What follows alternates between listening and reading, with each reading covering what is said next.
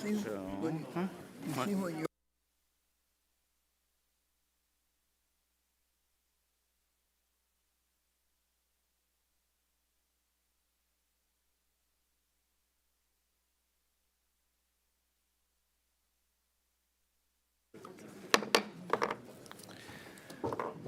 Subcommittee on Energy will now come to order. Apologize for the delay. There were some technical difficulties with the cameras, but they are now working, so everybody looks good and in color.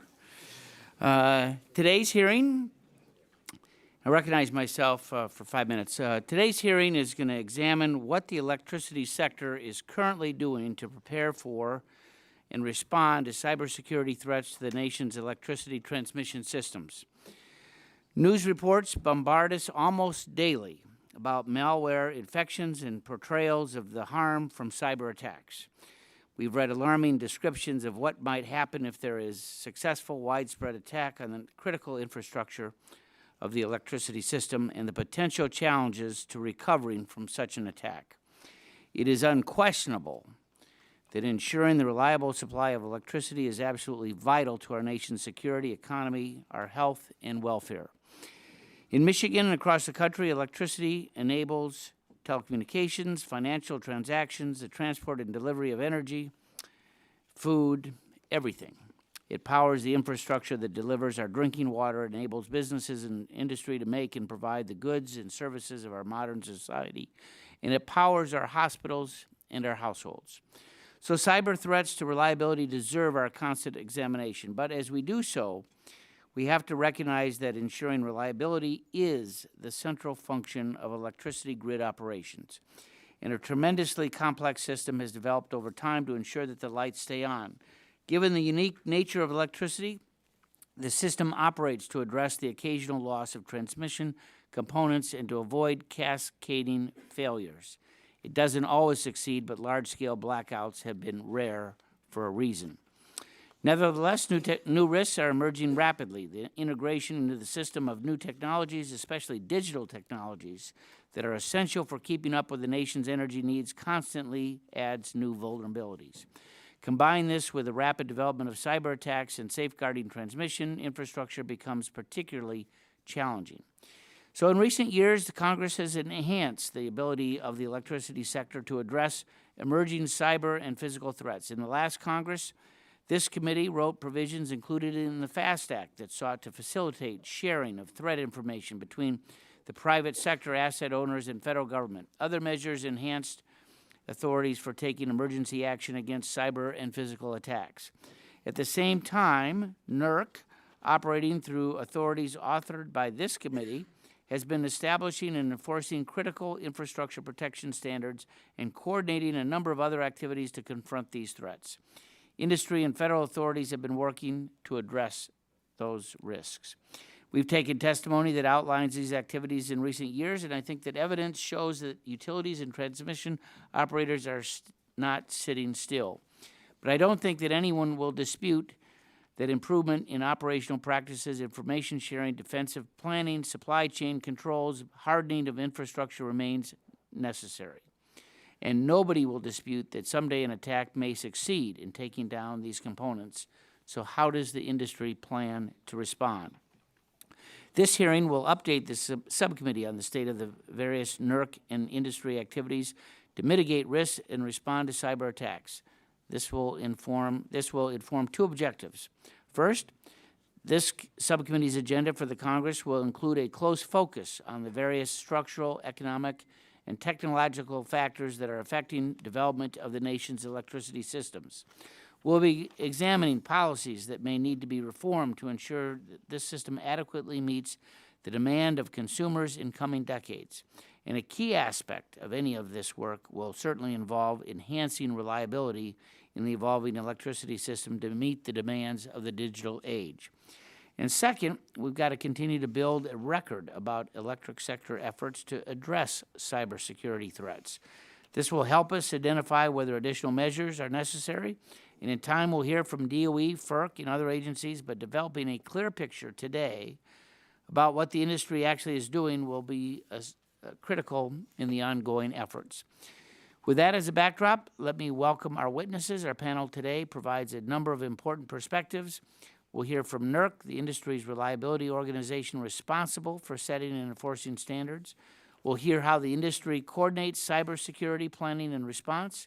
We'll hear perspective from a critical infrastructure expert, and we'll hear from someone responsible for cybersecurity in the actual operations of transmission systems. So this panel this morning should help cover a range of topics from security standards to information sharing, recovery planning. It's going to help us understand where gaps may be going forward, and we welcome that testimony. And at this point, I recognize the ranking member of the subcommittee, my friend from Chicago, Mr. Towns. Mr. Rush. Mr. Rush. I want to thank you, Mr. Chairman, for this opportunity and for this hearing. Mr. Chairman, this is an important hearing on the electricity sector's efforts to respond to cybersecurity threats. Mr. Chairman, this is a good first step in examining the critical issue of the electricity sector's security, cybersecurity. I look forward, Mr. Chairman, to engaging our distinguished panel of industry witnesses on their recommendations designed to protect the grid from external threats. However, Mr. Chairman, I'm sure we would all agree that additional information is needed to truly appreciate the expanding host of challenges that could potentially threaten the U.S. electrical sector. Mr. Chairman, it is my understanding that you have committed to holding at least one additional hearing with agency stakeholders in the near future so that the members of this subcommittee would have a greater and fuller appreciation of the security issues facing the grid.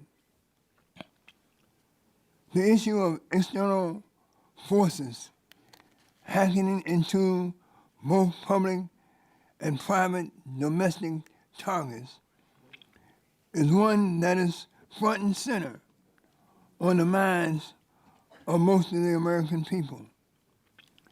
If recent history is any indication, then it's not a matter of if, Mr. Chairman, but rather when some threat, whether it be a natural disturbance, an individual hacker, a rogue state, or even a well-known foreign power, challenges the resiliency of our nation's energy infrastructure. Mr. Chairman, we are all aware of the cyber attack in the Ukraine this past December that left over 225,000 people without power in Kiev as a result of suspected Russian hacking.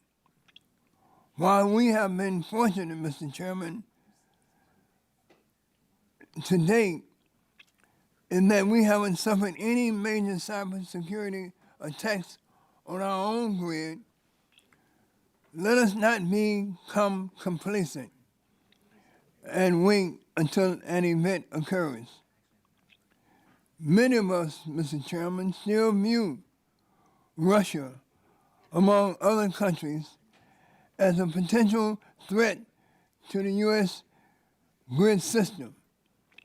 And we cannot risk our safety and security on the whims of Putin or any other foreign leader who may try to do us harm.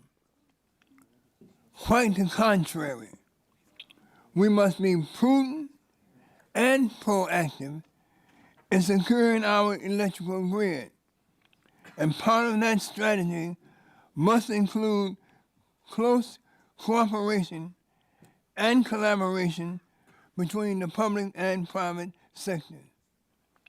As was noted in the last quadrennial energy review conducted by the Obama administration in January 2014, there's still work to do to improve the information sharing processes between government and industry. Additionally, we must ensure that our grid is protected from some of the specific challenges of today's world. We must make certain that the electric sector is secure even in the face of an aging infrastructure and a changing energy portfolio that would include more distributed energy, smart grid technologies, and other advanced technologies. Mr. Chairman, it is vital that Congress examines the state of the grid and provide real leadership in regards to modernizing our grid and making sure that it's secure for the challenges of the 21st century. With that, I yield back. Thank you. I understand that Chairman Walden is on his way, but he's not quite here, so we'll go to Ranking Member Pallone for an opening statement. Thank you, Mr. Chairman. Yeah, Greg was at the other hearing. I want to thank you for holding today's hearing evaluating the cybersecurity threats to the electricity sector in our country. And of course, I welcome you to this new role as chairman of the Energy Subcommittee. You and I accomplished a great deal together in the last Congress, and I hope to work together with you and Mr. Rush on critical energy policy in this Congress. This hearing is a good first step for our committee to look into the impacts of cybersecurity threats on the electricity grid. However, I believe that we need more hearings and a deeper analysis of the issue so members can truly understand the challenges and threats facing our grid. And I appreciate the Chairman's willingness to honor Ranking Member Rush's request to hold another hearing on this topic with federal government witnesses, especially from the Department of Energy and the Federal Energy Regulatory Commission. Their perspective and experience on this issue will be vital to the committee's oversight efforts, and I also believe that the committee should hold a closed-door hearing to look at the cybersecurity risk to our electricity grid. There are classified aspects of this issue that can't be discussed in a public hearing like this, and members deserve the opportunity to be briefed on this high-level information in order to ensure we're adequately protecting the grid from threats. To date, the industry has done a commendable job of guarding electricity consumers against losses caused by cyber attack. But make no mistake, the threats are out there. In December 2015, Russian state hackers successfully compromised the Ukraine's electric grid, shutting down multiple distribution centers and leaving more than 200,000 residents without power for their lights and heaters. That attack was premeditated and well choreographed with groundwork that predated the full attack by many months. It was sophisticated and synchronized, taking down backup power supplies and jamming phone lines to keep operators unaware of the extent of damages. And to date, it stands as the only recognized cyber attack to successfully take down a power grid. Certainly, there are vast differences between the system in the Ukraine and our own grid, so it's tempting to dismiss events in the Ukraine as something that could never happen here. But we owe it to the American people to ask whether anything about that attack could be replicated here. What lessons can we learn to make our electric grid more secure and utility workers more vigilant of cybersecurity threats? And what should be the priorities of this committee and this Congress to ensure that a successful cyber attack on the electric grid never happens on American soil? If Russia hacked our election, what's to stop them from hacking our electricity grid? Now, our committee has not been idle when it comes to grid security. Last Congress, Chairman Upton, with my support and the support of many members of the committee, pushed through legislation to enhance the security of our grid from cyber and other threats. I was pleased to see that signed into law by President Obama because I consider grid security to be a top-tier national security concern. And yet, just days ago, President Trump signed a presidential memorandum establishing the members of the National Security Council's Principals Committee, and it appears that the Secretary of Energy, who Congress just made the lead federal official responsible for securing our electricity grid, has been booted off this significant interagency advisory panel. And this is incredibly troubling, and I strongly urge the President to reconsider his decision to sideline DOE from the national security dialogue. I would hope that my Republican colleagues would join me in asking the President to reverse this decision. It's inexcusable, in my opinion, that there no longer appears to be room at the top level of the National Security Council for the Secretary of Energy, who also is in charge of nuclear security, but there's a permanent slot for Steve Bannon, his chief strategist. Essentially, President Trump has chosen his top political security advisor over the nation's top energy security advisor, and that's a recipe for disaster. I hope my colleagues will join me in conveying that view to the White House before something happens that endangers our economy and our people, because the safety of our grid and our nuclear arsenal are too important. I don't know if anybody else wants my time. Otherwise, I'll yield back. Gentleman yields back. I just want to tell the gentleman that we do anticipate having some classified hearings as to cyber. So I know everyone has signed the pledge, and so look forward to having that happen. At this point, I'll yield 5 minutes to the full committee chairman, my friend, gentleman from Oregon, Mr. Walden. Thank you, Mr. Repton.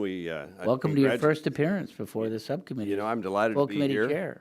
I'm delighted you're chairing this subcommittee. I wish you could have been downstairs for the beginning of the health subcommittee, because we had a nice big University of Oregon O come up on the new screen there to match your green hearing room. Good morning. And I'm pleased that the ranking member has such strong confidence in the new Secretary of Energy. We think he's a good man, too, and look forward to working with him on this committee. One of the humbling responsibilities for members of the Energy and Commerce Committee is to fully appreciate the power we have to make policy changes that can have enormous and positive impacts on American consumers for decades to come. From healthcare to manufacturing and trade to telecommunications, transportation, and the delivery of energy, our goal is to identify how to position the United States to be able to harness the tremendous potential of digital communications for all sectors of the economy while minimizing unintended side effects. We're witnessing the transformation of American commerce as advances in digital and information technology affect almost everything that we do in our daily lives. And we see how layering new digital ways of doing things onto existing practices and infrastructures creates new risks and potential harm. Who among us is not frequently seeking out a plug-in so we can keep our various electronic devices charged? We are really tethered. Never has the reliability of the electric grid been more important to everything in our lives. That also means never has the electric grid been more of a potential target for disruption by nefarious actors. The hearing today concerns what's being done to address and respond to the cybersecurity threats to our nation's electricity system. Now, by any measure, the reliable supply of electricity is an essential part of almost everything that we do, and its loss, even for short periods of time, can have expensive and life-threatening consequences. Unfortunately, cyber threats in this sector are unavoidable, and they are growing. This is due to the dynamic nature of the information flows in the modern world, as well as the increasing sophistication of hackers and adversaries. Threats in these flows will only grow as the instant information and communications enabled by digital technology become more essential for our electricity system to operate at increased levels of reliability. Now, looking forward, it's clear the growth of digital technology will constantly introduce new avenues for cybersecurity threats. They must be managed effectively. Responsibility for addressing these threats while harnessing the promise of digital technology rests largely on the thousands of people involved in planning and operating our nation's complex electricity transmission systems, as well as the organizations charged with ensuring reliability. This morning, we'll hear from industry and cybersecurity experts who can provide us a report on the state of cybersecurity planning and practices. Our witnesses will help us understand just what's being done to address cybersecurity threats and how the industry plans to confront new threats as they emerge. The hearing will help us begin to understand more fully where the electricity sector is and where it should be in terms of cybersecurity and related risks to electric reliability. So this will lay the groundwork for closer scrutiny of the relevant policies necessary to ensure future reliability in this ever-evolving electricity and, frankly, digital sectors. There are many questions to pursue, such as how is cybersecurity planning being embedded in procurement and other systems planning by the industry? What measures are being implemented to prepare for successful attacks so that just as with the nature's constant threats, if the lights do go out, can we get them back on quickly? And I know you all run that grid test periodically in the tabletopping of it, and so we'll be interested to hearing more about that. What's being developed to address the truly high consequence but low probability events that can have the most devastating impacts, and what more can be done. So we really appreciate your testimony. I've read through it, and we're enhanced by your counsel. We look forward to working with you. With that, Mr. Chairman, I yield back the balance of my time. Thank you. Gentleman yields back. We're ready for our witnesses. We're joined by Jerry Cawley, President and CEO of the North American Electric Reliability Corporation, NERC. Scott Aronson, Executive Director for the Security and Business Continuity from EEI, Edison Electric, on behalf of the Electricity Subsector Coordinating Council.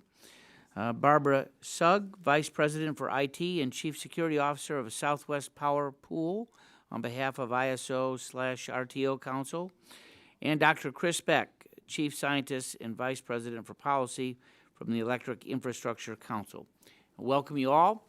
We appreciate you submitting your testimony early so we were able to take it home on the last day or two. And we'd ask you to summarize it and take about 5 minutes in your presentation, of which time we'll go to questions. Mr. Chairman, Rush, yes. by way of announcements, we have a former member here, Mike Ross of Arkansas. He's with us, and I just want to make sure all the members. It is good to see your face, Mike. Welcome back. Good friend to all of those of us that served with you. Thank you. Thanks, Bobby. Mr. Cawley, you're recognized for 5 minutes. Good morning, Chairman Upton, Ranking Member Rush, and Committee Chairman Walden, and Ranking Member Pallone, and members of the subcommittee. Thank you for conducting this timely hearing this morning to assess the cybersecurity of the nation's power grid. The threat of cyber attack by nation states, terrorist groups, and criminals is at an all-time high. In December, as has been mentioned, of 2015, a cyber attack in the Ukraine left over 225,000 customers without power for several hours. This indicates that nation-state adversaries have the cyber tools and now the will to disrupt the grid of other nations. More recently in the U.S., although no effects were seen on the power grid, we saw 1 million electronic devices, all part of the Internet of Things, captured and used in a sudden denial of service attack against Internet service providers.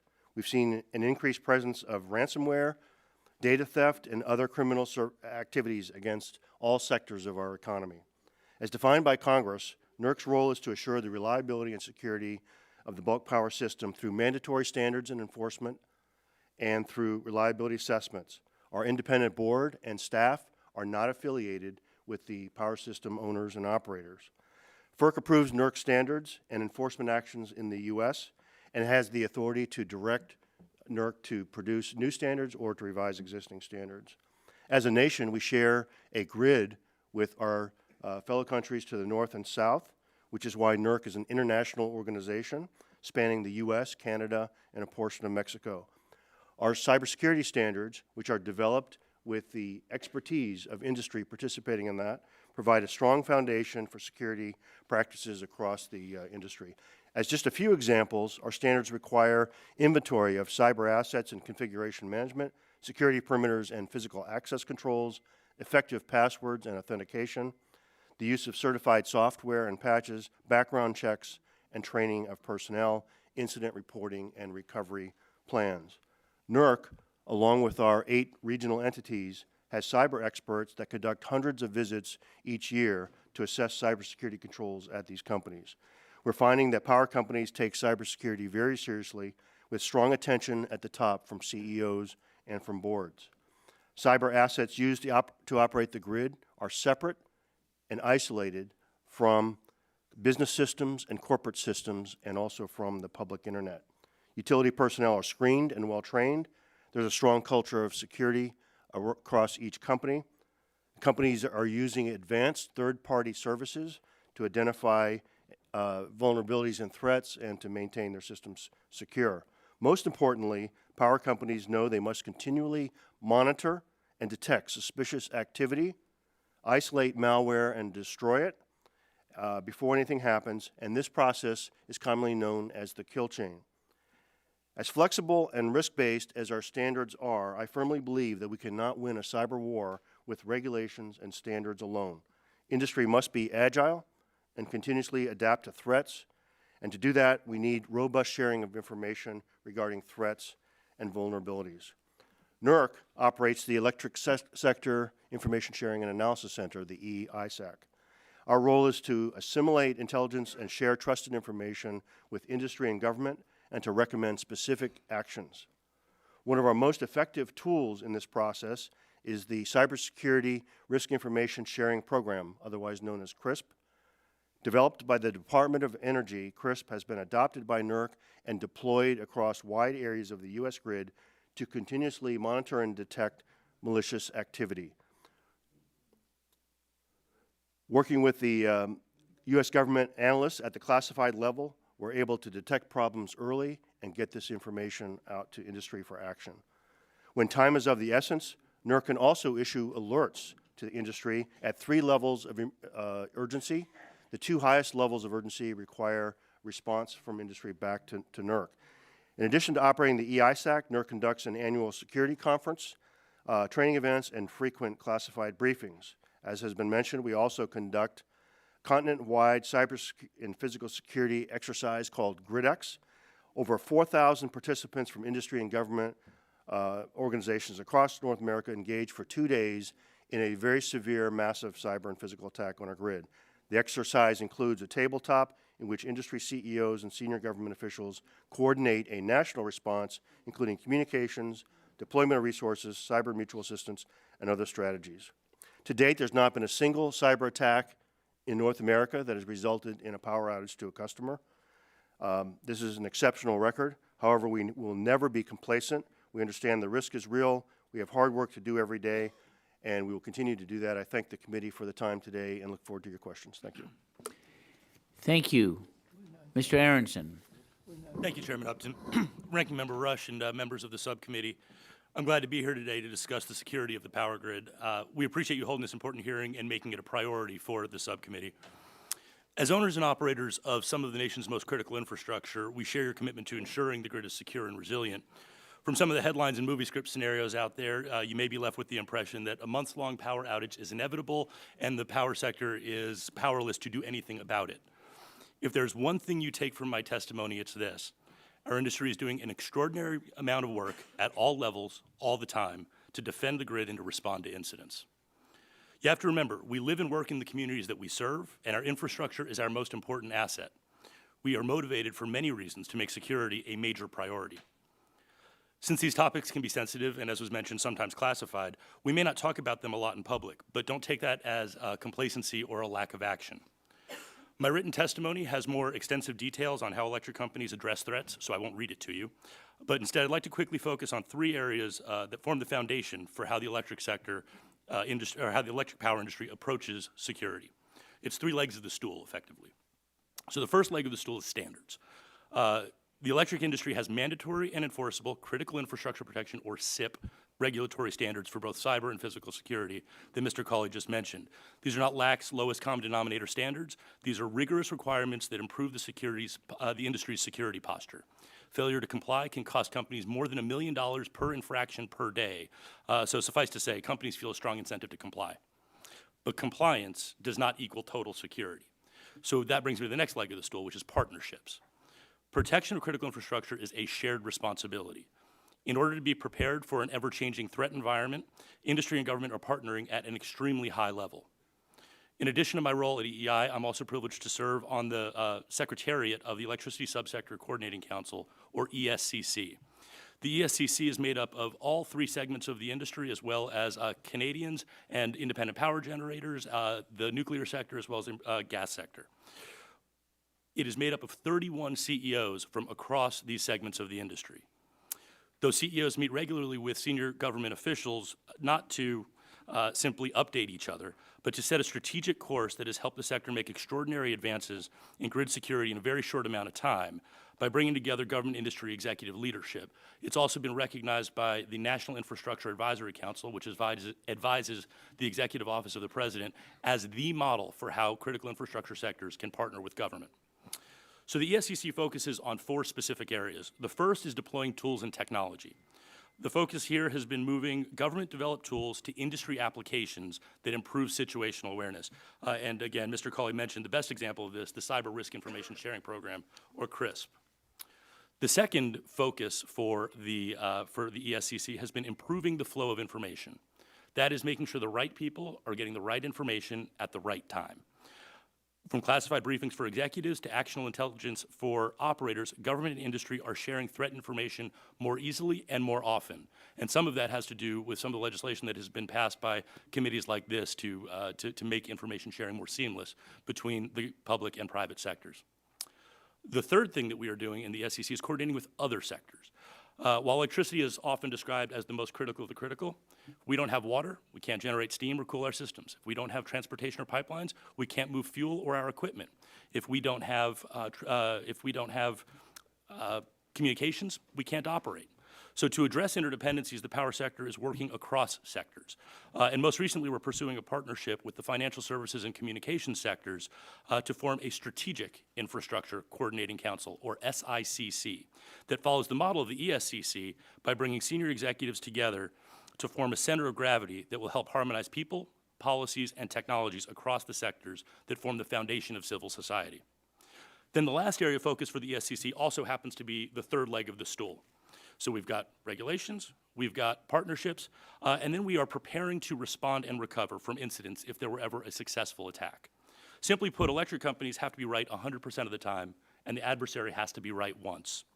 Given those odds, preparing for incidents is just common sense.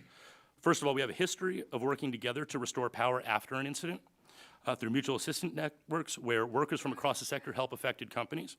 We also have a robust spare equipment sharing program, including several bilateral and multilateral arrangements, one of them known as the Spare Transformer Equipment Program, or STEP.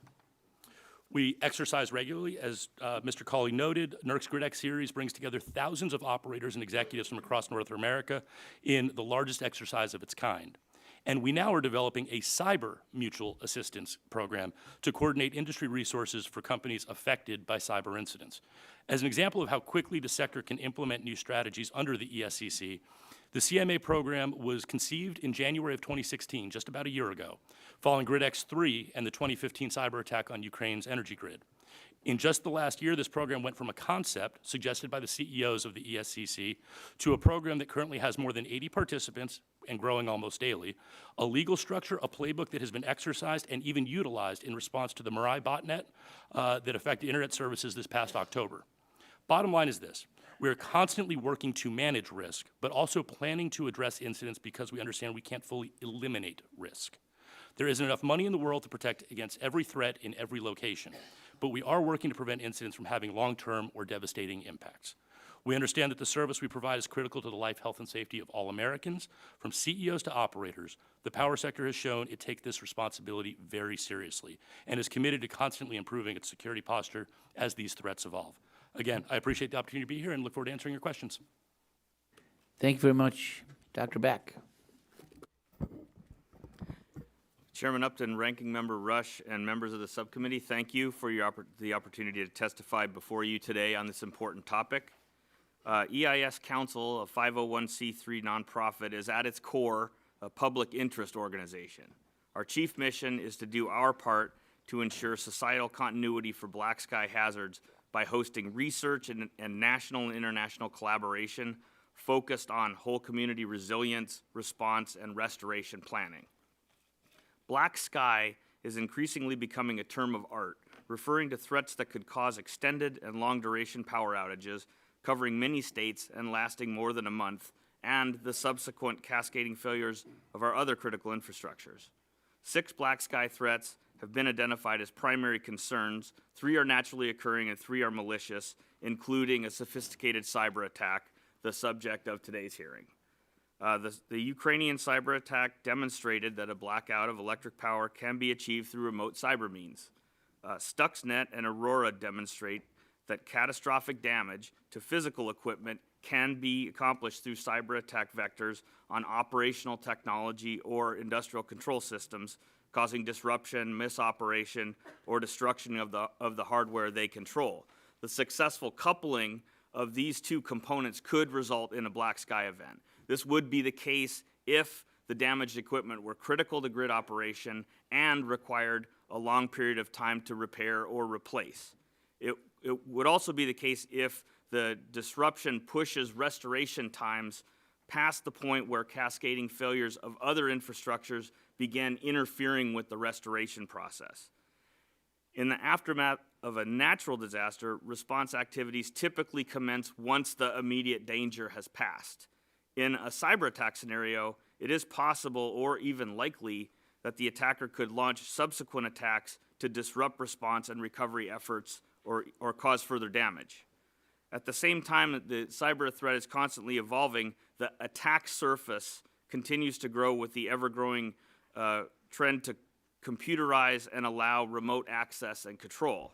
An adversary may also infiltrate a utility not through a direct attack on the utility system itself, but through a trusted but maybe less secure third-party connection or by inserting malware into critical hardware or software at several points along that product's production life cycle. Leading power utilities have taken positive action along the cyber attack threat timeline or kill chain, though there is certainly a large spread between the capabilities within the power utilities. Electric utilities also have a long history of providing mutual assistance, and the same concept is being applied by the ESCC for mutual support in response to cyber incidents, though challenges unique to cyber must be taken into account. Operational technology systems in particular vary greatly from utility to utility.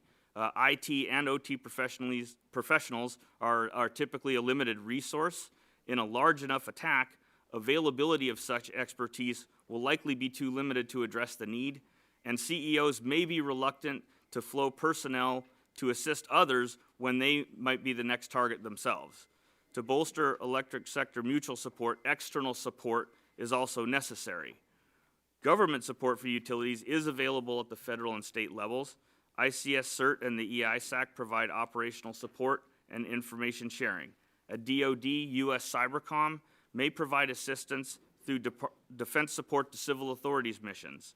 DOE is the federal agency for Emergency Support Function 12 for federal support to energy restoration, and the FAST Act provisions now provide broad authority under a grid security emergency declaration by the President. At the state level, National Guard units may assist electric utilities, and state fusion centers are sharing information and including electric utilities in emergency planning and operations. These support options, however, might be overwhelmed by the scale of the attack.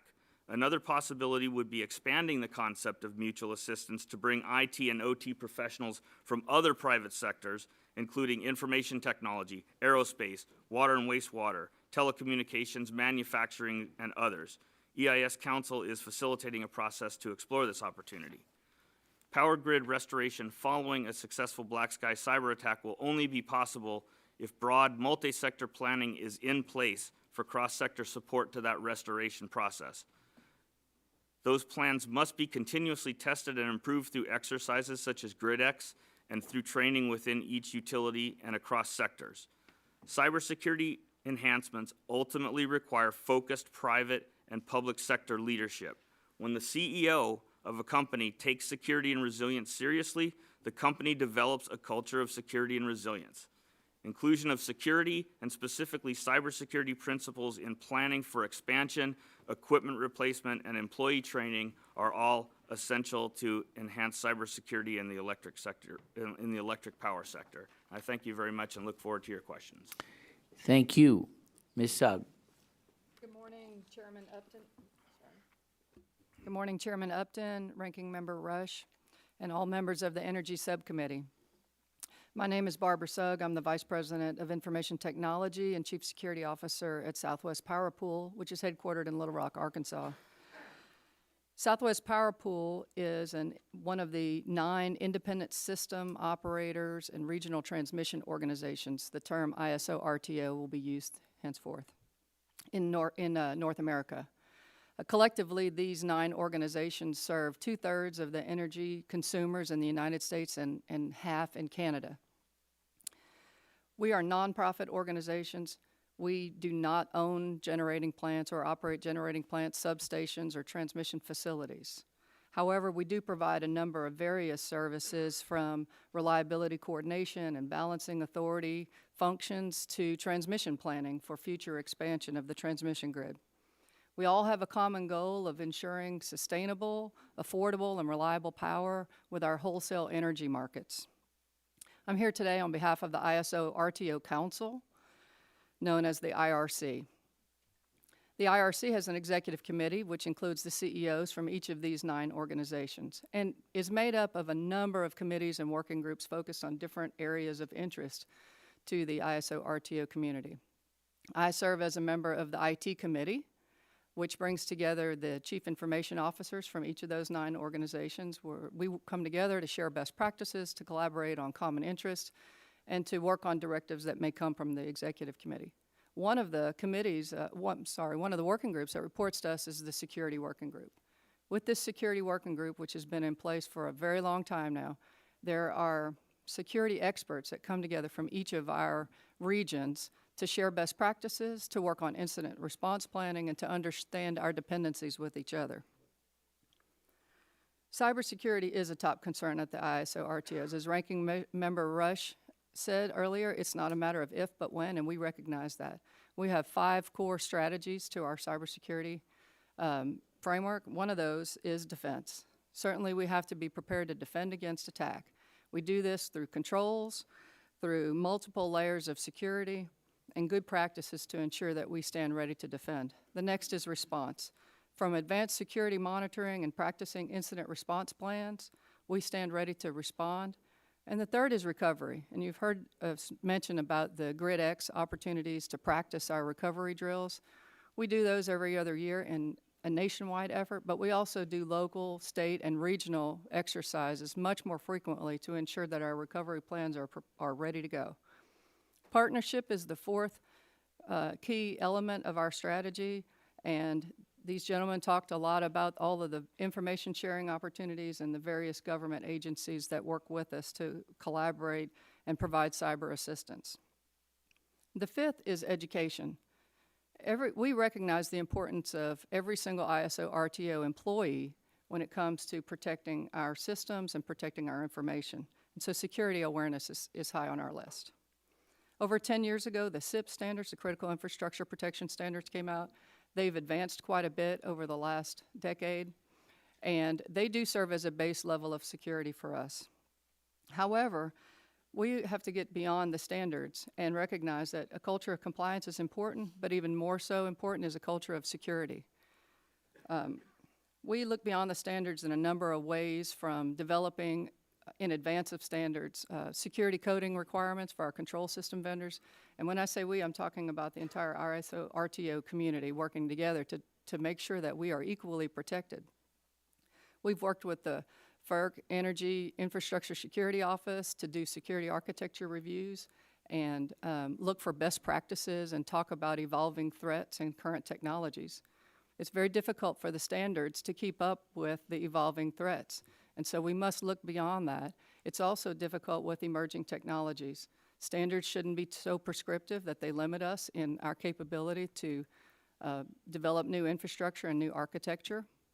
And we work very closely with NERC and the rest of the community to ensure that those standards are secure enough for us without being overly prescriptive and limiting our capabilities to keep up with the evolving threats. I thank you for your time this morning. I look forward to answering your questions. Well, thank you all. I think each of you mentioned that it is a daunting task. I mean, when you look at the power grid, 7,700 operating power plants that generate electricity from a variety of primary energy sources, 200,000 miles of high voltage transmission lines, 55,000 substations, 5.5 million miles of local distribution lines. I think each of you mentioned that you have to be right every day.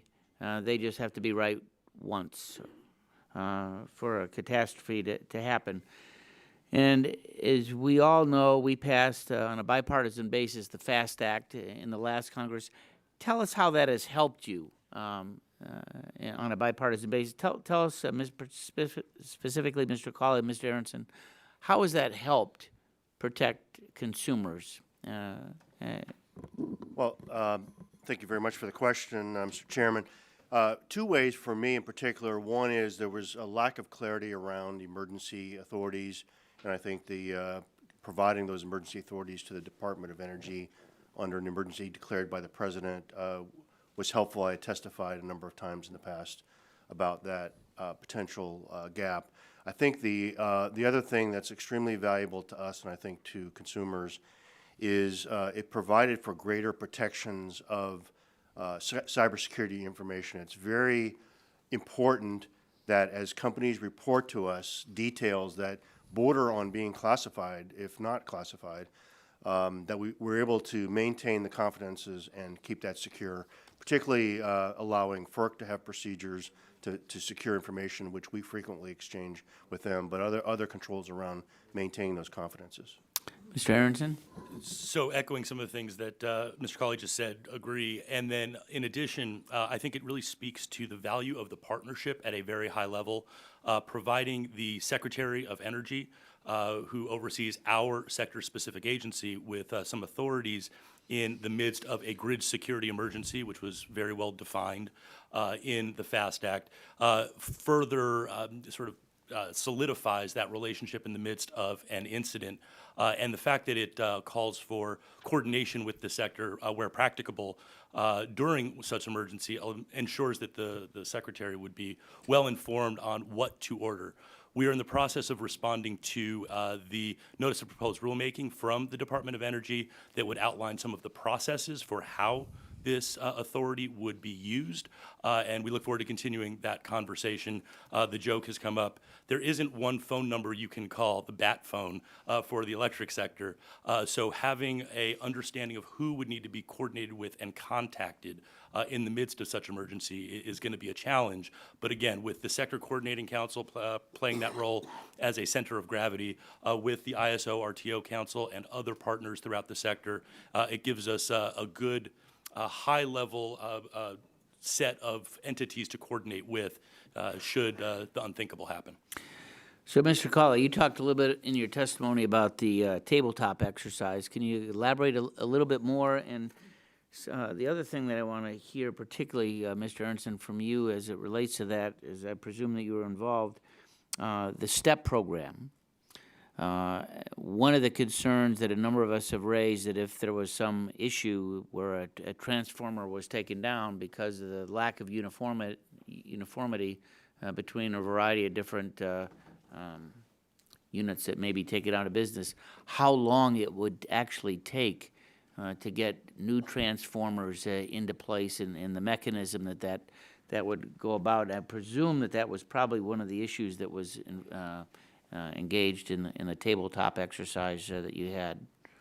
The exercise, and we're preparing for our fourth now in November of this year, have intentionally gotten progressively more difficult and challenging to overcome. And the pattern is we build capability, we learn what we learn, and we get better each time. I think as we run the exercise in a way that's 2 days, that it's companies distributed across the U.S. and Canada participate locally in their state and local environment using their operating systems and people. People actually run out to stations, they call the FBI, they actually do it on the ground. Then there's a central exercise that we look at the executive level with the top levels of government. And we've had FEMA, DHS, White House representatives, and others. And are the results of that, are they in a classified setting? There's a public report for each of the exercises.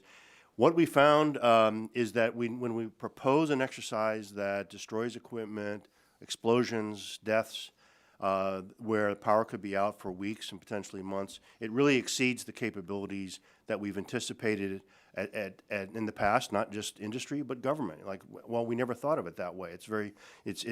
We have to think differently in terms of unity of effort. How do we overcome, how do we unite around these capabilities and bring the best of industry, best of government to overcome those situations? And I know my time has expired. Let me I got one quick question on that.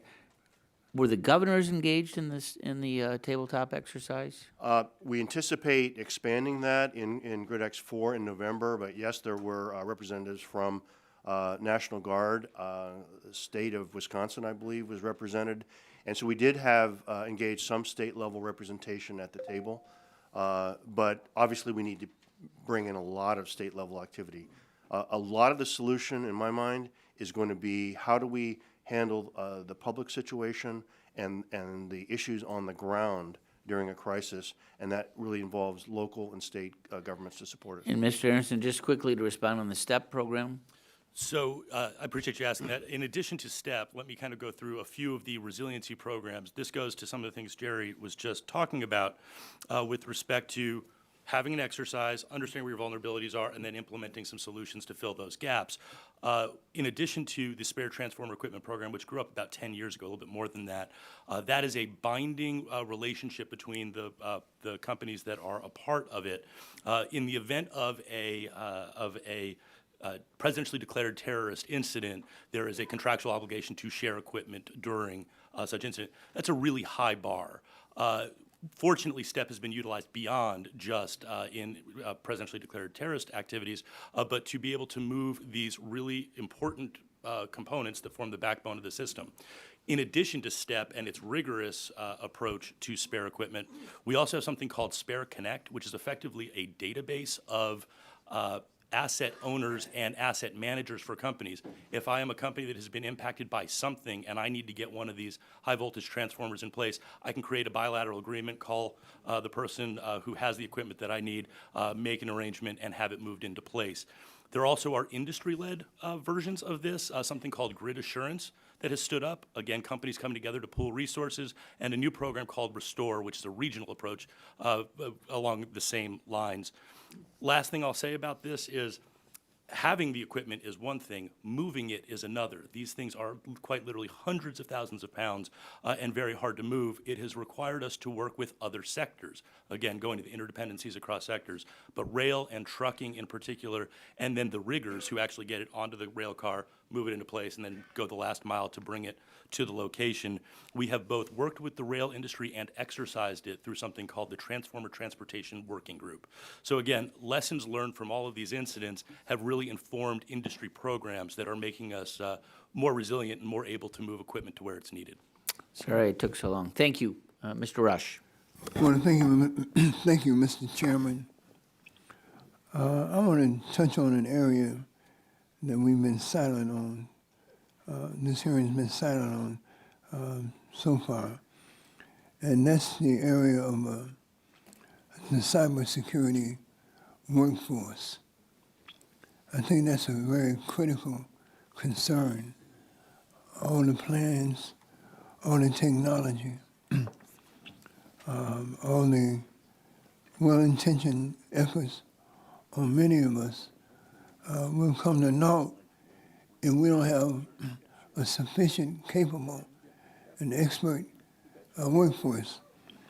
According to the IEEE, there are 1 million unfilled cybersecurity engineering jobs around the world, with that number expected to grow by 1.5 million by 2019.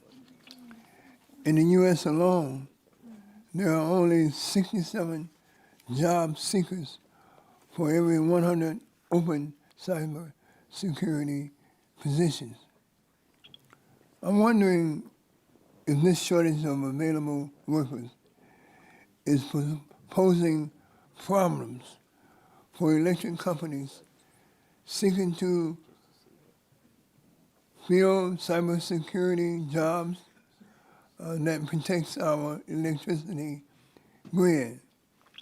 Mr. Aronson, can you talk about the current situation in the electricity sector as it relates to cybersecurity jobs? And is it indeed true that companies are finding it difficult to find and hire skilled workers to fill these positions? So I think this is a refrain that you'll hear, and I'm sure there's others on the panel who have some experience in actually trying to fill these positions. I will say I've heard from my membership and across the sector, this is a challenge. There are a lot of needs and not a lot of people to fill it. This is something that's going to require a long-term concerted effort, starting with STEM education and moving up to attracting a workforce to this particular critical infrastructure industry. I will say a couple of things. EEI in particular has a program known as Troops to Energy, and that helps to take people who have served in the military who have excellent skill sets and really do lend themselves to being a part of and critical infrastructure industry. So there's attraction there. There's also attraction, I think, among cyber workforce and cyber experts. This is a pretty cool industry to be in. You are the most critical infrastructure sector, and we are quite literally defending against adversaries from near-peer nation states all the way down to sort of the traditional proverbial hacker kid in his mom's basement. Having that opportunity, I think, is something that is attractive, but it doesn't change the fact that we need to generate more of these people. Ms. Suggs, would you want to add anything additionally? That's a great question and an interesting topic. I don't find that we're having as much trouble filling those kinds of positions because we're working with the universities. STEM education is a big focus for us as well. At the university level, we're working with a number of them on their curriculums. And what's interesting is the millennials are particularly skilled at this. This is new technology. It's evolving threats, and it's something that the millennials find really exciting. And some of our most innovative thinkers, which is really what you need to think outside of the box on security, are coming out of the universities. There are a number of opportunities for experienced employees to get education and certifications in cybersecurity areas, so that's been helpful as well. And it is something that people that have worked in other areas find interesting and perhaps want to change their careers because it is ever-changing, and good employees love a good challenge. The universities are producing some really skilled graduates that challenge our way of thinking about security in a very healthy way. Is there a role for the federal government in terms of increasing the quality and the quantity of cybersecurity workforce? I think there's an opportunity for the federal government to challenge the universities to think more broadly about the different types of cybersecurity and areas and sectors that are perhaps less secure, such as the internet. You know, maybe there's opportunities to fund research toward developing a more secure internet, and that would be something that would be very interesting at the academic level. Well, thank you, Mr. Chairman. I yield back. Thank you. Chair would recognize the Chairman of the full committee, Mr. Walden, for 5 minutes. I thank the chair and thank our witnesses for your testimony, your counsel. I listen to this and I think about your tests. I was in the radio business. We would do these emergency alert tests and drills from time to time, and we had one of these, and you were talking about you go out to the substation, you call the FBI, you do all that, and we got the call into the radio station to announce that Bonneville Dam, one of the major dams crossing the Columbia River, we were supposed to announce on air had been breached. Fortunately, I had a sort of retired announcer back working that Saturday morning who said, you know, I think it's probably not a good idea to actually go on the air and tell people that one of the Columbia River dams has been breached, but we'll make a note here.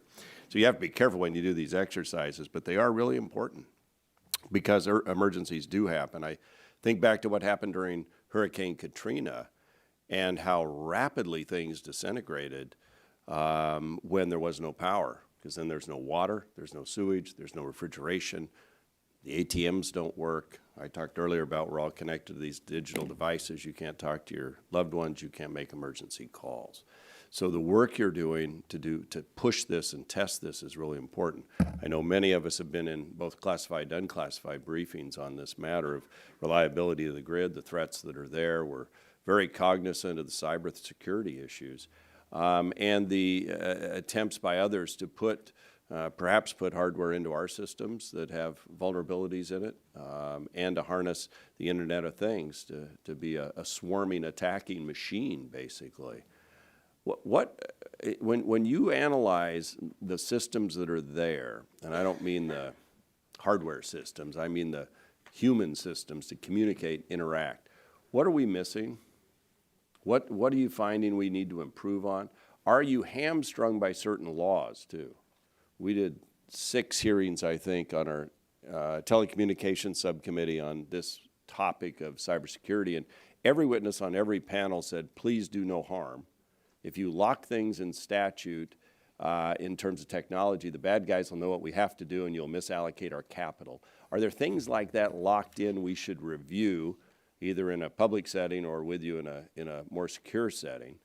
We want to make sure we have a reliable grid that can withstand any kind of issue, whether it's solar flare or a bad actor. What are we missing here?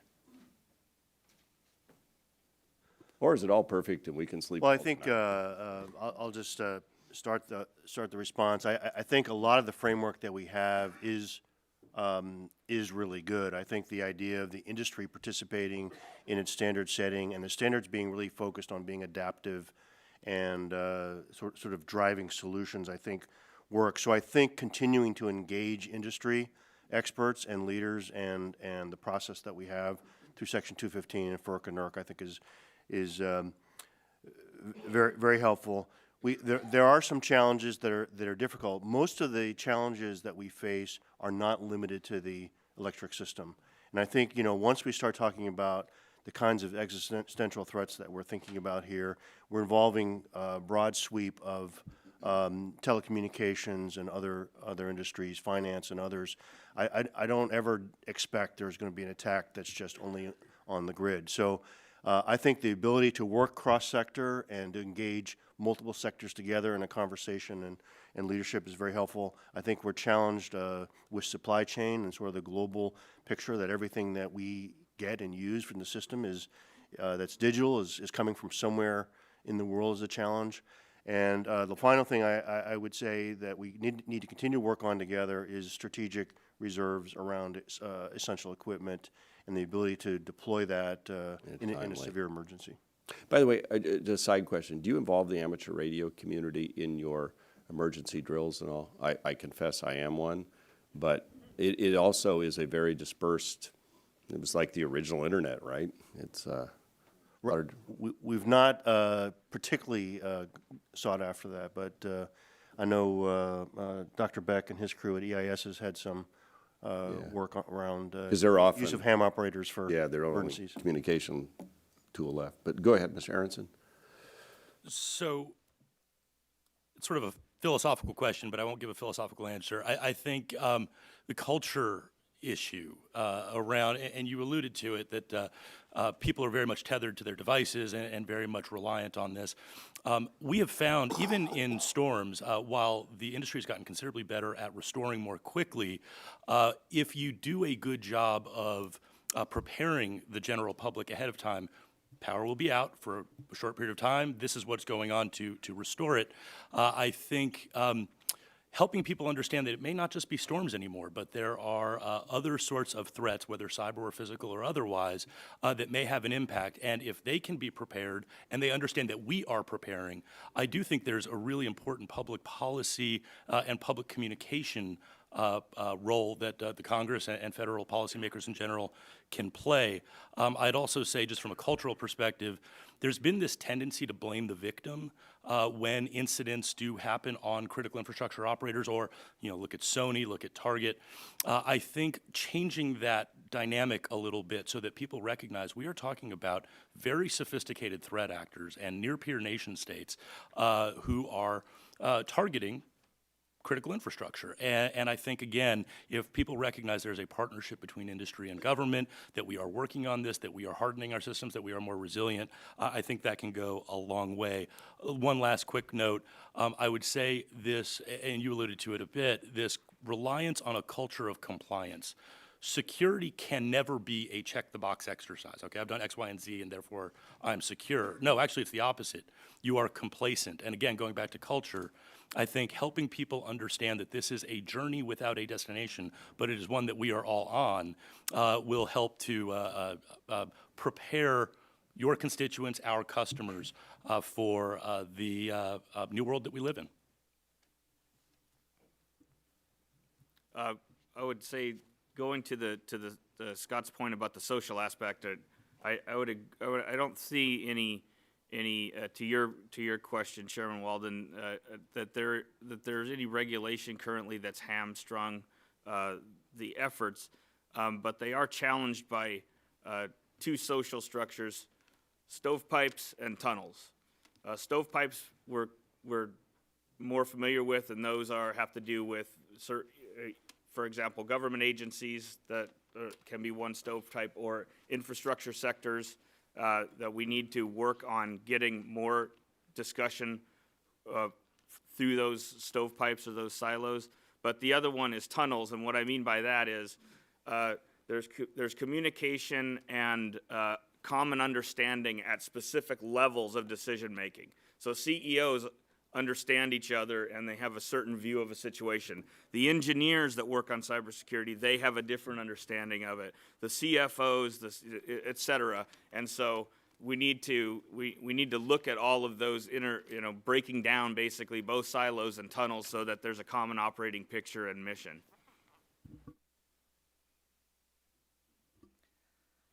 There's been a lot of comments here that I could echo, and I'll save the time on that. Innovation is important.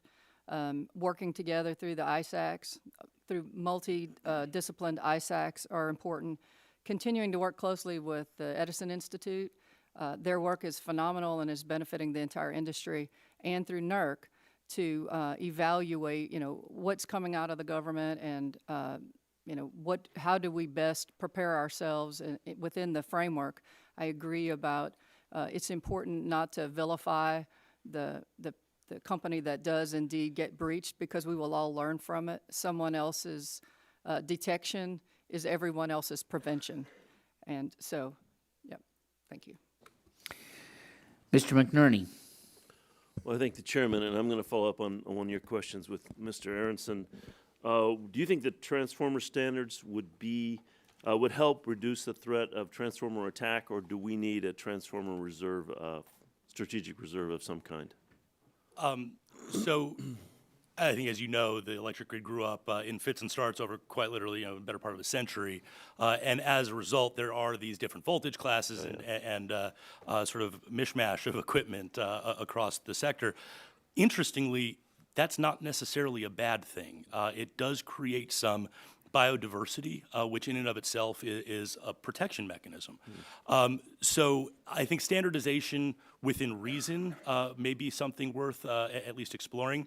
With respect to a strategic reserve, I think this is one of those instances where government and industry have to be aligned. Industry, as I mentioned, has the Spare Transformer Equipment Program, has Spare Connect, has Grid Assurance, has Restore, has these other bilateral arrangements and multilateral arrangements across the sector. Those are really useful and have grown up out of necessity and have been utilized. To the extent that there are opportunities for the federal government to provide additional backstop, additional spare equipment, not just transformers, not just limited transformers, but many other critical components, and support for moving them, filling the gaps that the industry observes. I think that's a useful pursuit. Thank you.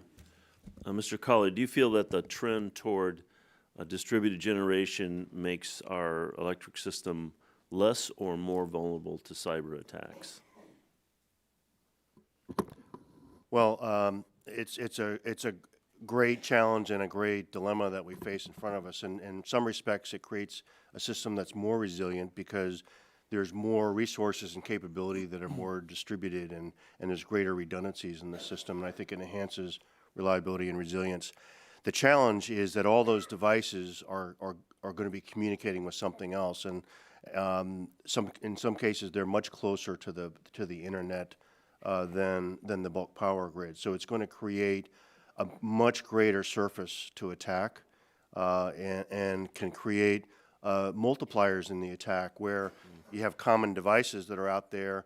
Instead of there being 3 breakers of a certain model, there's 1.5 million devices that are exactly the same and can be simultaneously hacked. So it goes both ways, and I am deeply concerned that we continue to focus on the distribution side in terms of getting security right and getting it built into those systems. Thank you. Ms. Sugg, how effective would cyber hygiene education and enforcement be in preventing successful cyber attacks? Cyber education is extremely important. Security awareness is important. We cover everything in our training and education, from how to ensure that you don't click on emails you shouldn't click on, to how to recognize an event within the systems at any given time using some of our advanced security monitoring. That awareness is required as part of the standards, which I think is a very healthy requirement for us.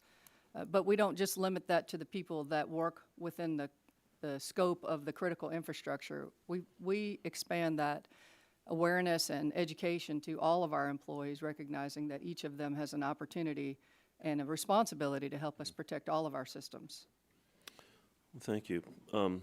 Mr. Beck, with the Internet of Things, are there concerns about potential cyber threats from systems that are already in place, but we haven't seen the incidents yet?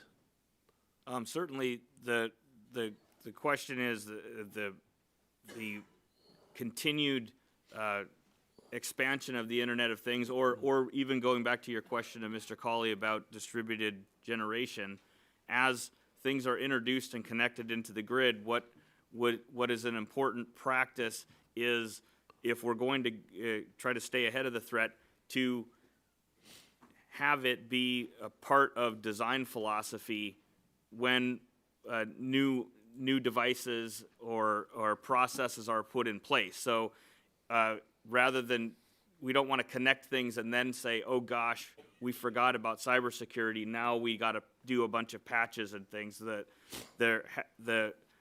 Again, it's more of a social issue of trying to get security practices baked in to new development as we go forward, and we can grow our way to greater security, because the grid is always expanding, things are always being updated and replaced by new equipment, better processes, and so on. And if that new equipment and better process includes security as a baseline feature of its design and implementation, we'll be safer. Well, I've been involved in standards committees, and I know how slow and deliberate they are. Are standards able to keep up with the threat in terms even actually the definition of what cybersecurity and threats mean? Well, I think they certainly help provide a baseline, even as the topic was just about distributed systems and Internet of Things. IEEE and other technical equipment standard setting organizations could have standards built in to make those devices more equipment. The tendency to selling to consumers is to make them as easy as possible to plug in and set up, and that's really creates a difficulty. So I think there is room for standards to set the baseline in terms of how protected individual equipment should be. If I could just piggyback on that, I think the answer is yes, but standards have a role, but they cannot completely keep up with a very dynamic threat. And I wanted to just weigh in really quickly on the question about distributed resources. I think Mr. Cawley hit it on the head. It's sort of a paradox. There is some resilience that can be brought from distributed resources, but it broadens the attack surface, and largely these are consumer-grade electronic devices that do not have the same security standards. To bring it back to that question, that may be necessary. Another challenge is visibility from the operators of the grid into these distributed resources. It's a misnomer to think these distributed resources are not connected to the grid. In fact, they have to be. Having a rooftop solar panel is not, if it's not connected to the grid, it's like having a computer not connected to the internet. You need to be a part of that broader ecosystem. So ensuring that there's security baked in, not bolted onto those pieces, and that the owners, operators have visibility into the power that is being generated is going to be critical to ensure reliability and resilience for the rest of the sector. Thank you. Mr. Chairman, I yield. Gentleman's time has expired. The chair calls upon the vice chairman of the full committee, Mr. Barton from Texas, for 5 minutes. Thank you, Mr. Chairman, and I apologize for not being here at the beginning. I had, as some of the others, the hearing on the Medicaid program in the health subcommittee downstairs. So, but I am honored to be a part of this subcommittee also. I want to recognize former Congressman Ross out in the audience, valuable member of this committee in the past, and I think probably this subcommittee. And you're looking very happy being a former member. So we're glad to have you. The purpose of the hearing today, Mr. Chairman, as you well know, is to discuss what we're doing and look at trying to protect our electrical grid from the threat of cybersecurity problems. We have the president of the organization responsible for protecting us, Mr. Cawley. So I'm going to ask the other three witnesses, Mr. Aronson, Dr. Beck, and is it Sugg or Sug? Ms. Sugg. What kind of a job do you think he's doing? Is he doing a good job, a bad job? What do we need to do to encourage him? And I am not saying this just because he is sitting right next to me, but I think he is doing an extraordinary job, and I think that the North American Electric Liability Corporation serves an exceedingly important role as the electric liability organization as directed by this committee and Congress through the Federal Power Act. It is a challenge, to be sure, but I do think the role that they play between a regulatory body that is pushing standards and, regulators regulate, that's their responsibility, but also then to organize the industry and ensure that the engineers and grid operators have a voice in the standards that have to be developed for reliability of the system, to make sure that these standards, number one, keep up with technology, number two, are flexible enough, as Ms. Sugg referenced, and that they can apply to the smallest of the entities, utilities, and the largest investor-owned utilities in the nation, is a challenge, but one that I think Jerry and his team has kept You up. give him an A. I'll give him an A. Dr. Beck? I'll second that, and I want to say I appreciate that Mr. Cawley has been a support for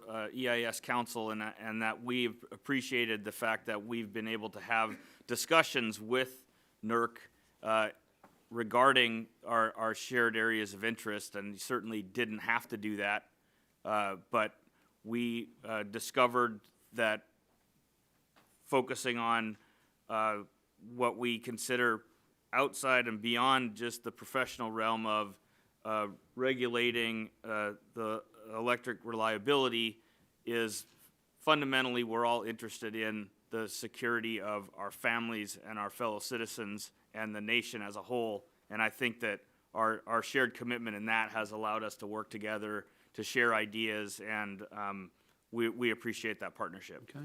Ms. Sugg? We appreciate the partnership with NERC as well. Our experience is that NERC is very collaborative. They listen, they ask a lot of questions, they hold us accountable for standards, but more so, and I've heard Mr. Cawley mention this numerous times in other arenas, that it's more important to focus on security and to shift that focus from just being focused on or worried about being compliant to being secure. The standards drafting teams that are led by NERC that pull together industry experts to develop the standards, to really understand how best to put a standard in place that doesn't become overly restrictive, is very healthy for the industry.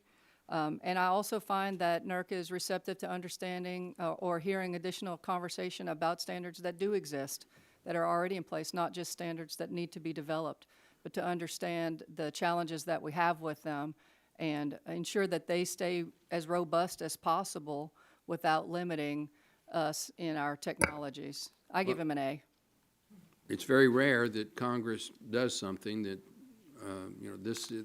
this system came from the Energy Policy Act of 2005, which I was chairman of the committee and the chairman of the conference committee. So I guess I'll pat myself on the back. But I'm going to give you the final word, Mr. Cawley. You've just gotten 3 A's. That's a pretty good report card. Is there something legislatively this subcommittee and full committee needs to do to improve what appears to be working, or are you happy with the authority you have and just want to be left alone? I appreciate the question and the previous question and the responses, and I They think expect you to take them to dinner tonight because of their answers. something along those lines. But and I think the testament to the legislation creating this framework, that our data, not our view, but our data that we collect from industry, is that reliability of the bulk power system has improved over the last 10 years. And that's the testament that we want to leave, is that we're getting better on the bulk power system in terms of number of outages, frequency of outages, impact on customers. I think the framework works. Our relationship with FERC is excellent, and when we got to get something really important done, like they said, let's do a physical security standard or a standard on GMD, we have a conversation, they direct us to do it, and we do it, and we meet their requirements. The one area where I think we continue, particularly in the area of security, where we need to continue to work on, is the ability to share information between industry, NERC, and government. And sometimes we do it well, and sometimes we don't do it well. There's always the challenge of what's classified, what's secret, what's sensitive to the military. But we crave information in industry to figure out what we need to do to protect the grid, and to get that free flow of information, to have it be protected is essential for us. Okay. Thank you. Well, downstairs, we're fighting like cats and dogs, but in this subcommittee, on this issue, we're hugging each other. I think we can work together if we need to, and I want to thank the witnesses and thank the subcommittee vice chairman and the subcommittee ranking member for holding this hearing. Gentleman's time has expired. The chair calls upon the gentleman from California, Mr. Peters, for 5 minutes. Thank you, Mr. Chairman. Thank you to the witnesses for being here. So in 2003, my wife and I took my 2 kids to New York. We thought we'd get some good food, visit some friends, see the Lion King, and we, of course, were there for the blackout. So we had a nice Italian meal the first night. The second night was salami and crackers. I've still never seen the Lion King. But the impressive thing about that was that it all came from some glitch in Ohio. So I guess we're inferring from your comments about the reliability of bulk power that sort of thing has been improved upon. But it did also make me think about distributed generation, because one of the things that we've seen in San Diego in the defense sector is a development of microgrids. At Pendleton, you see this all over, and it seems to me that for redundancy and reliability, that offers some advantages. But I had the same question about the portals into the system for attackers. And you've sort of answered the question, but Mr. Aronson said something that I want to follow up on, which was you want security baked into these devices, not bolted on. What do we need to do to make sure, what can we do from this subcommittee to make sure that that happens? So let me refer to the 03 blackout for a second also. While that was not the best day in the history of the electric utility industry, much like, and I think Ms. Sugg really hit on the head, that someone's detection is someone else's protection. We learn from all of these experiences, and in fact, Congress learned from that experience, and in its wisdom, as Mr. Barton was referring to, Energy Policy Act gave way to the ERO, and here we are. I think there is something to that, which is observing where these gaps in security may lie with distributed resources, and ensuring that if they are going to be a part of the bulk electric system, that they have a certain level of security that they're responsible for as well. Again, as owners and operators who have bulk electric system responsibilities, I think those who might be able to impact the bulk electric system should share in that responsibility. Again, it goes to my point about visibility also. One of the things that was learned after 03, it was a cascading blackout, but the system worked precisely the way it is supposed to. The system failed safe. Now, that doesn't change the fact that you haven't had the chance to see The Lion King, but it does show that cascaded from Ohio up through Quebec into the Northeast, stopped in New York, didn't go down the entire eastern seaboard. Spinning equipment was not damaged, and we were able to restore power within a reasonable amount of time, 48, 72 hours. Again, not the best moment in the utility industry's history, but a show of how resilient the system is in fact. And we want to make sure to maintain that resilience and don't want to lose visibility or resilience because of a rapid proliferation of DER. But talk about the distributor or the stuff that's outside the bulk power system. So, you know, maybe a military microgrid has better protections than the average household device, but I'm thinking, you know, now you have these home devices, you turn energy on and off. I assume that is a point of vulnerability. And what do we do to make sure that the security you talked about is, as you said, baked in? What does we need to do? Is it standards, or is it What would it be? I think it is standards and requirements. When you talk about, we talked earlier about the Internet of Things, and these are your devices like a thermostat, like a refrigerator, like a baby monitor, that are, they're being put out at, I think the number is about 5.5 million per day, and by 2020 we're going to have something like 20 billion of them connected to the internet. And these things have hardwired passwords that are default passwords. These things are easy to break. And if we are talking about things that have any relationship to critical infrastructure, I think having that low a bar of security that consumer-grade electronics tend to have is a concern for us in the industry. Sir?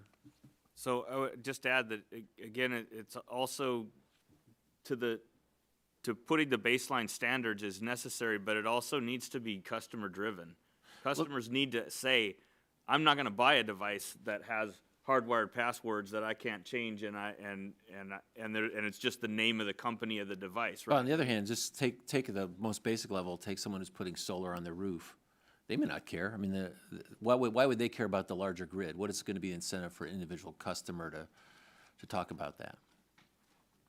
Well, I think again, it's trying to make everyone aware that when you're this connected, then your vulnerability becomes someone else's problem, not just your own, right? So you can have negative impacts on your neighbors, other systems, right, if you don't care. So we have to get, again, people to care about this in a broad sense. All right. Well, I'll look forward to working with that. My time has expired. Appreciate it. Thank you, Mr. Chairman. Jimmy is back. The chair calls upon himself for 5 minutes.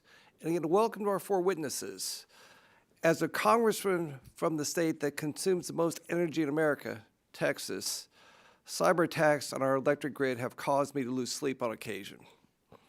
We all know about Russia's attack on Ukraine in December of 2015. That was kind of easy.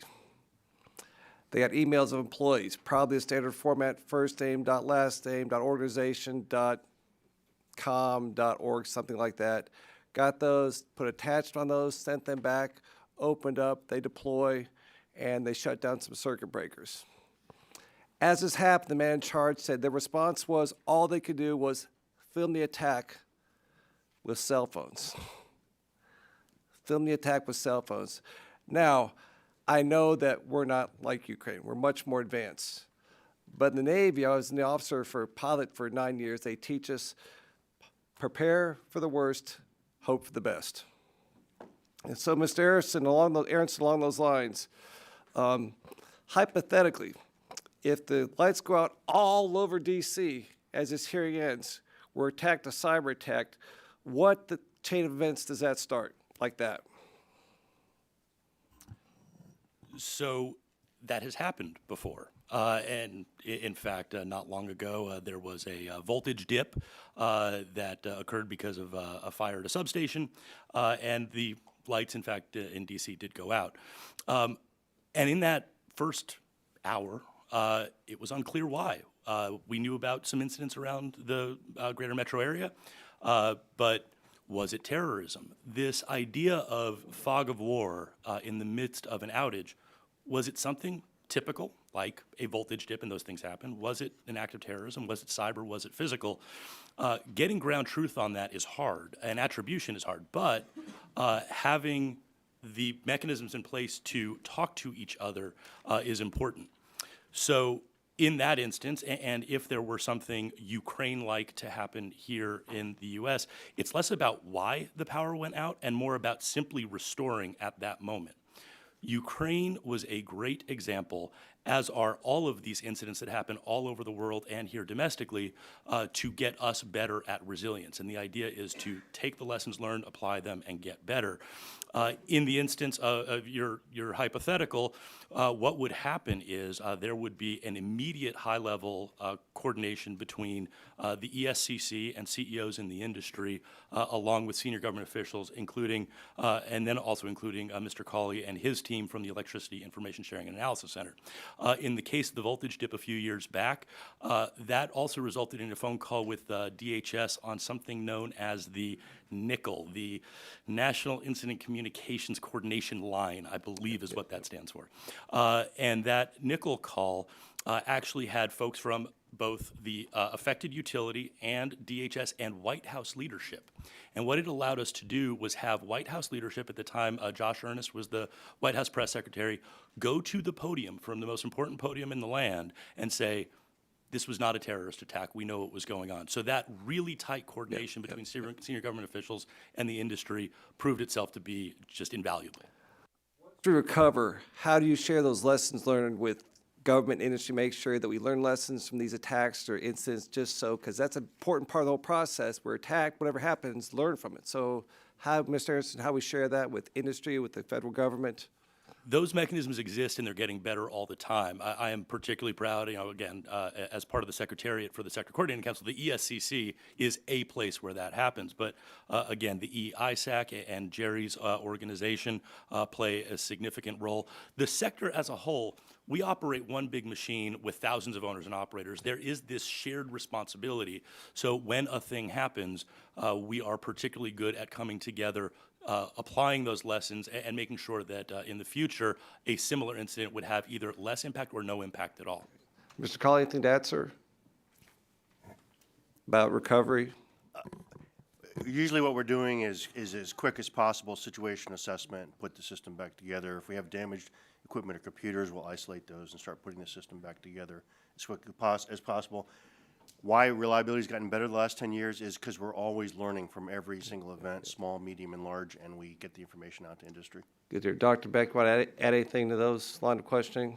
I think there is a challenge in learning lessons and protection of the herd, because there is a natural tension between restoration and attribution.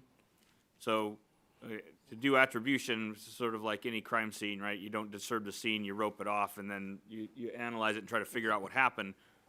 But that crime scene is a broken down system that the operators want to restore. They don't want to leave a mess that people can look through. So it's just a challenge. Nobody's wrong. Both things are important, but coordinating on attribution could be important, certainly for a very sophisticated attack that may be distributed and that we don't know where it is embedded. Ms. Sugg, anything to add from your perspective, ma'am? From the ISO RTO perspective, certainly we're going to work closely with NERC and support the information sharing opportunities that exist to learn from these events. In the midst of that crisis, our operators are going to be looking for what's going on in a particular area of the footprint. I believe Washington, D.C. is in the PJM footprint. And so the PJM operators are going to be looking for ways to contain a particular system outage to keep it from having broader cascading effects across their region. That's just one of the responsibilities of reliability coordination within the ISO RTO community. Well, thank you. I'll sleep better tonight, I guarantee you. One final question. You might know the incoming Secretary of Energy is a guy from Texas, Governor Rick Perry. He's a friend. And Governor Perry asked me to ask all of y'all, in his new role over at Energy, what is the one thing he can do, one thing to help you make our grid more secure? From DOE's perspective, your perspective on DOE. I'll say it again, ESCC, working as closely as possible with industry leadership. We have enjoyed a very fruitful relationship with the Department of Energy because of their senior leadership being committed to it, and we look forward to and know that Secretary Perry will continue that tradition. Anything else to add, Mr. Colley? I will echo that. Just to get engaged with the industry leadership.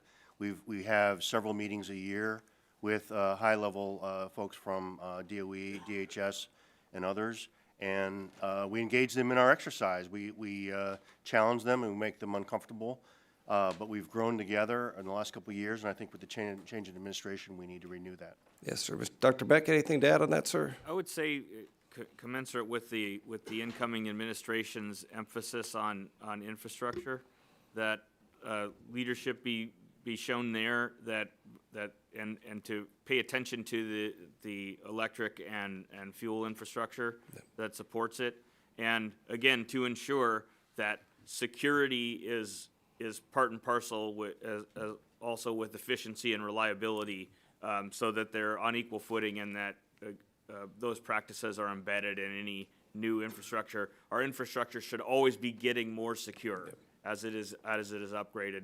We can't be introducing or reintroducing old vulnerabilities or introducing new ones.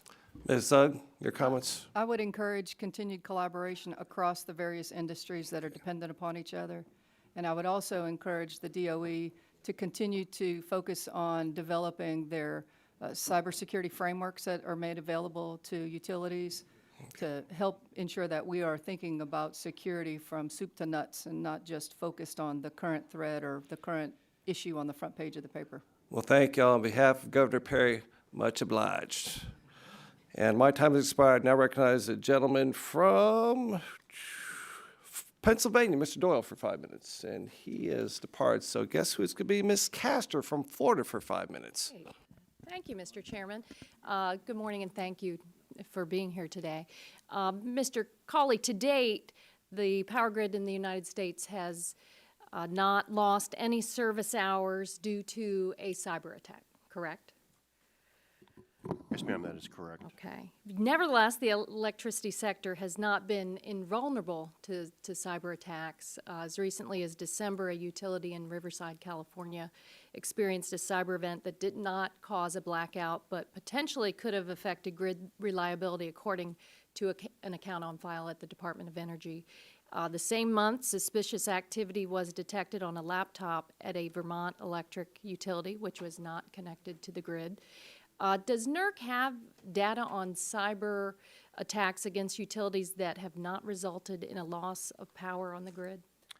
Yes, ma'am. We track pretty much every incident, and they're as small as incidents around a compromised laptop, which both of these cases were. They're connected to the corporate systems and the business systems of the enterprise, and not to the electrical controls of the grid. And both of these were reported to us through our regular reporting capability. We understood what they were. Basically, the corporate side of each utility is as exposed to the outside world as any other business, and you have to have that diligence around that. And we're also subject to human frailties. People going onto a particular site, opening so the idea is to continuously monitor, catch those, and fix those. But both of those organizations reported to us.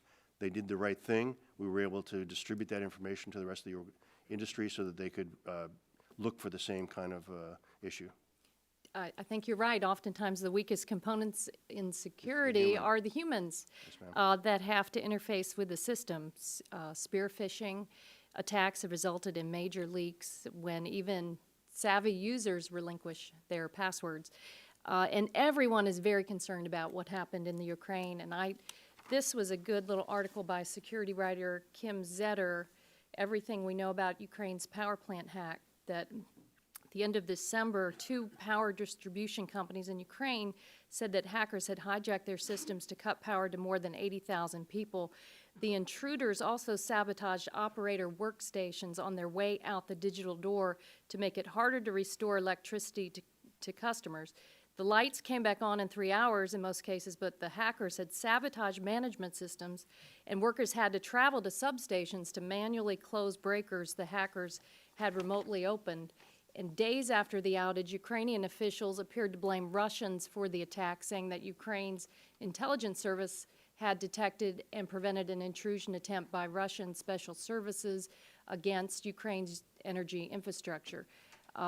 Speaking at the S4 Security Conference, former NSA and CIA Spy Chief General Michael Hayden warned that the attacks were a harbinger of things to come for the U.S., and that Russia and North Korea were 2 of the most likely culprits if the U.S. power grid were ever hit. Now, what was interesting is utility operators in the Ukraine began experiencing small attacks 6 months prior to the main attack.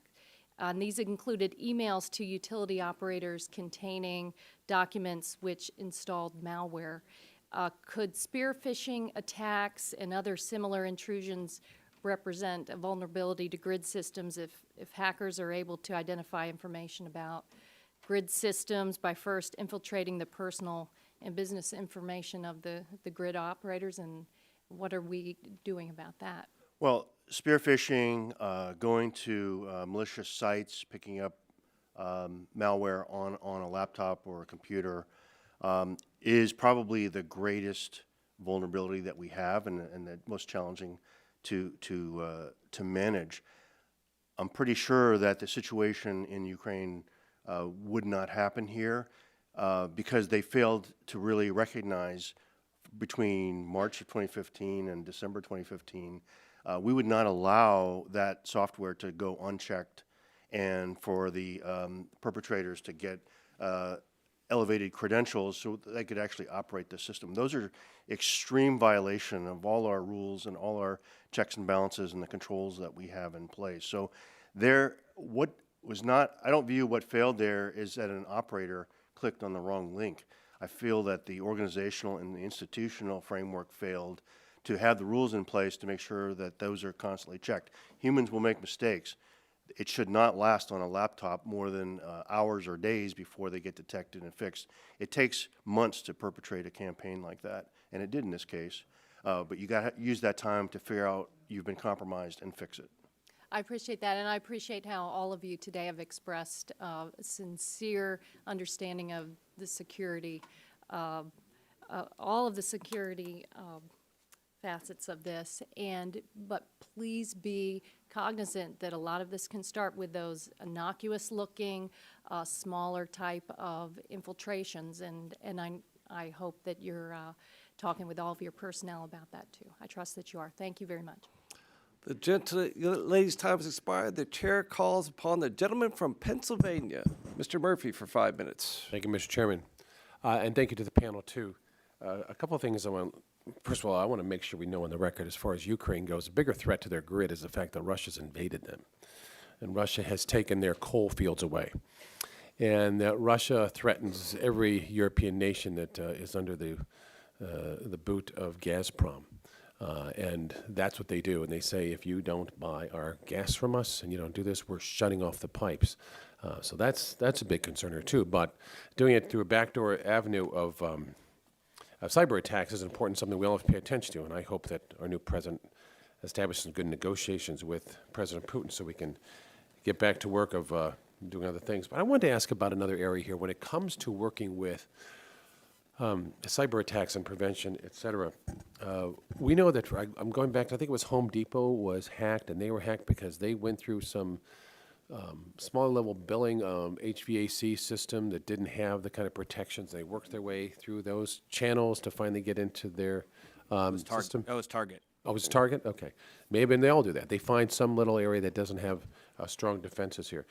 And so I'm wondering also in the utility sector, in the power grid sector, what can the federal government do to help to enhance cybersecurity, noting that someone may come in through any door, any unprotected door in this? Does anybody have any ideas of how this could be? It could be any supplier to a power plant, any supplier that could find some weak link there. Mr. Aronson, you have a thought on that? So a couple of observations, and it brings in Ms. Castor's point about humans also, the weakest links, whether it is a unsavvy vendor, whether it is even a savvy user. You know, there's always the joke. There's hardware vulnerabilities, there's software vulnerabilities, and there's wetware vulnerabilities, and we are the wetware. I think, going back to my original testimony of, as owners and operators, we have to be right 100% of the time, and the adversary has to be right once. I think looking at the weakest link shows that there are a lot of opportunities for the adversary to be right. But them being right does not have to be catastrophic. It goes to this idea that Mr. Cawley was talking about of the cyber kill chain, seeing early precursors to potentially more nefarious or destructive activity. Predictive analytics that help us to see those, and being more aggressive in that cyber kill chain to both prepare, protect, and defend, but then also being able to respond and recover and to bring this back to Ukraine. While I agree with Mr. Cawley that a similar attack in the United States is very unlikely, but not impossible, I do think that the lesson that we've learned from them is they were able to get their 200,000 plus customers back up and running within about 6 hours. They were operating in a degraded state, but electricity was still flowing. Yeah, they could do that. So let me ask this, though, because with regard to the grid, do any of the larger customers have any kind of other software and other controls that can pull off the grid and demand more? So if there was, obviously not control the power plant, but do they have any kind of links that can affect if they're not getting enough? Or is it all those controls have to go back to the original utility company and the power company on that grid if they experience some problems? Well, I think the general answer is that the system is built to be very redundant and with excess capacity. So if something is damaged or not behaving correctly, it can be removed, and there's plenty of capacity to move energy around. I'm not sure if that gets to your that question, helps. I just but wonder losing what- an element does not take. I'm wondering about the two-way communication here. I'm also looking for other back doors in here, too. Two of the things we have in Pittsburgh, one is the Carnegie Mellon University Computer Emergency Response, the global leader in this. And also, there's another program there called the National Cyber Forensic Training Alliance, which is a room filled with lots of cubicles of businesses of every shape and form. And when one picks up something, they announce it as like the stock exchange. Someone says, hey, I've got something here. And they start looking back and forth and see where these back doors channels are starting to probe. Where's the Trojan horse running, et cetera. And I'm wondering that as one of the areas the federal government could look at, because sometimes we will silo these off. Let's work on DOD. So Navy's going to do their thing, Army's going to do their thing, Air Force is going to do their thing, Commerce going to do their thing, maybe different parts of energy. I'm wondering, do we have enough cooperation between different branches of the federal government working at these things together? So or are we creating more inefficiencies in our system?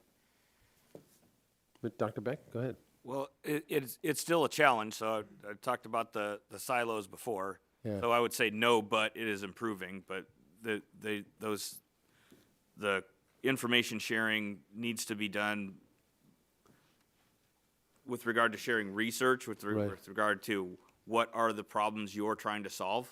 This may be part of the lesson to take back to the new Secretary of Energy, that people have to be willing to play together in the same sandbox and share their toys.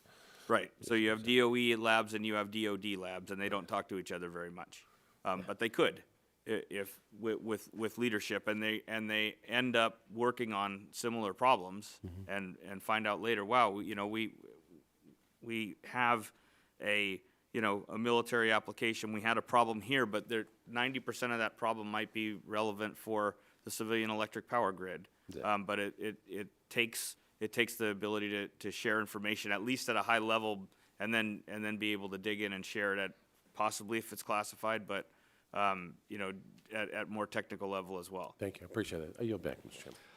Gentleman's time has expired. The chair calls upon the gentleman from New York, Mr. Tonko, for 5 minutes. Thank you, Mr. Chair. Welcome to our panelists. This subcommittee heard from Secretary Moniz about the interdependence of our critical infrastructure. And from what we heard this morning, it sounds like there is agreement that the security of our grid infrastructure is particularly important because of so many other sectors relying upon it. Is that a fair assessment? Yes, sir. And we drive that out when we do our exercise, when we break everything down. The financial sector, transportation, telecommunications, water, we're as dependent on them as they are on us. Yeah. Okay, thank you. And while I appreciate the focus on increasing security and mitigating cyber risks, I'm also interested in knowing more about the procedures in case there is a major cyber attack. So thankfully our country has not had any major cyber incidents that have needed response, but we've had major natural disasters. I would cite as an example, in my home state of New York, we dealt with Superstorm Sandy in 2012. What specific lessons have been learned from the response to major natural disasters that may be applicable to a future cyber-related response effort? So I think it's fair to say that the lessons in coordination, because we have not had an opportunity outside of exercises to necessarily exercise and stretch those muscles with respect to a cyber incident, they have grown up with respect to natural disasters and a couple of physical security incidents as well. that partnership is invaluable. I look at the role that the Electricity Information Sharing and Analysis Center plays. I look at the role that the Sector Coordinating Council plays in coordinating with the highest levels of the industry. I look at our partnership with DOE, who operates under Emergency Support Function 12.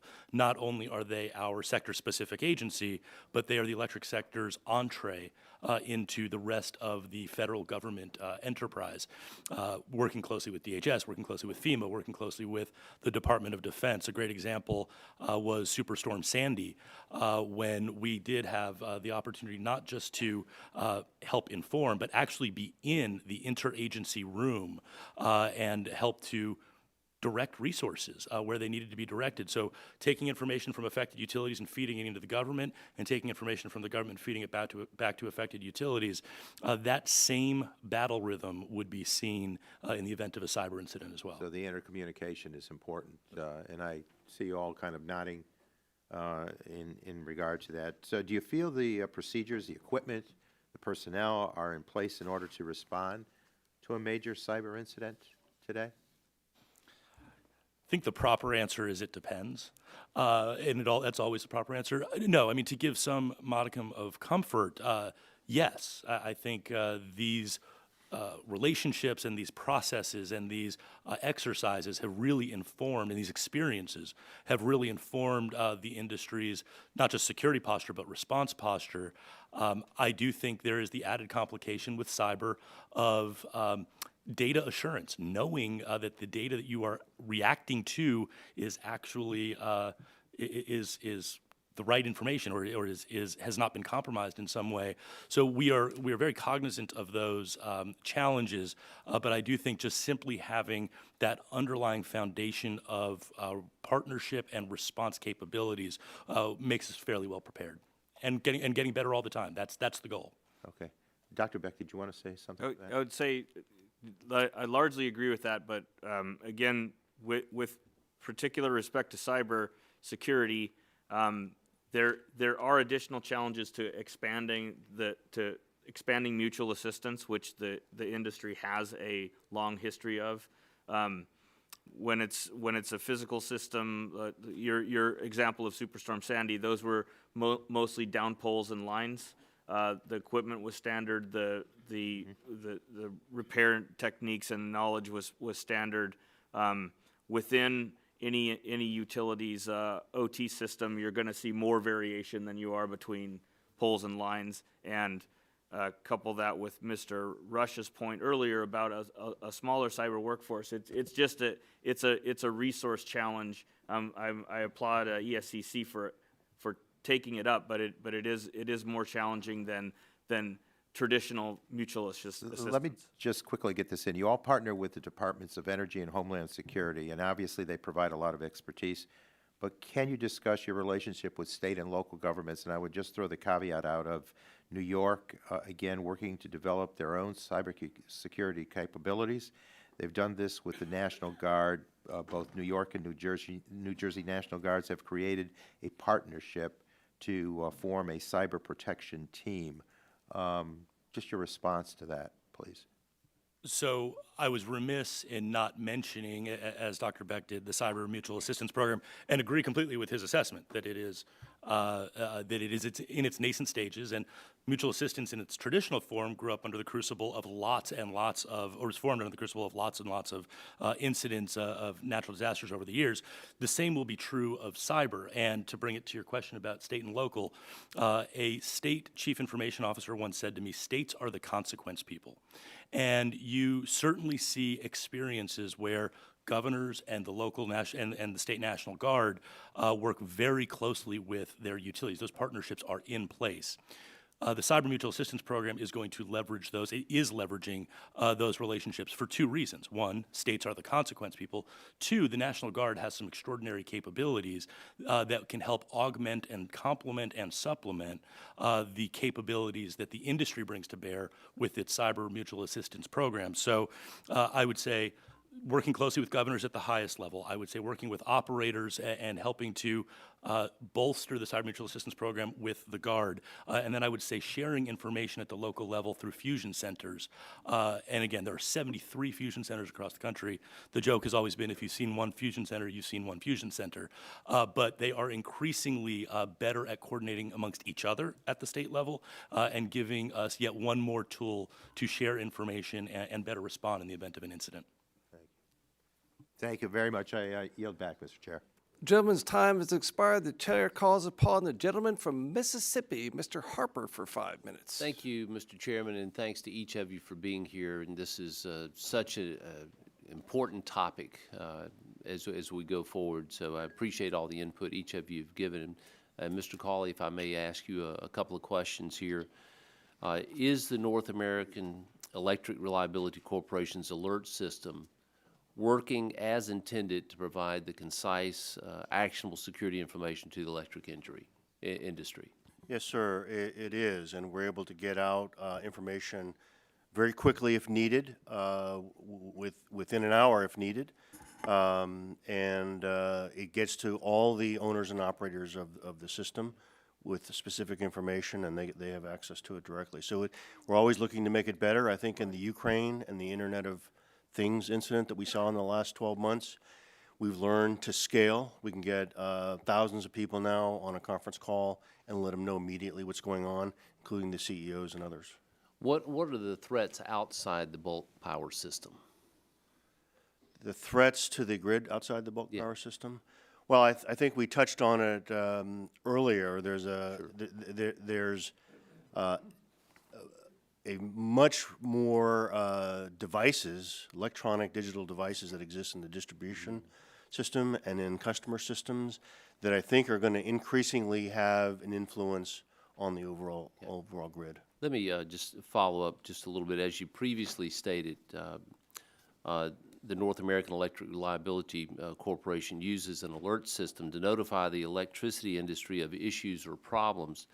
You note that North American Electric Reliability Corporation determines the appropriate alert notification based on the risk to the bulk power system.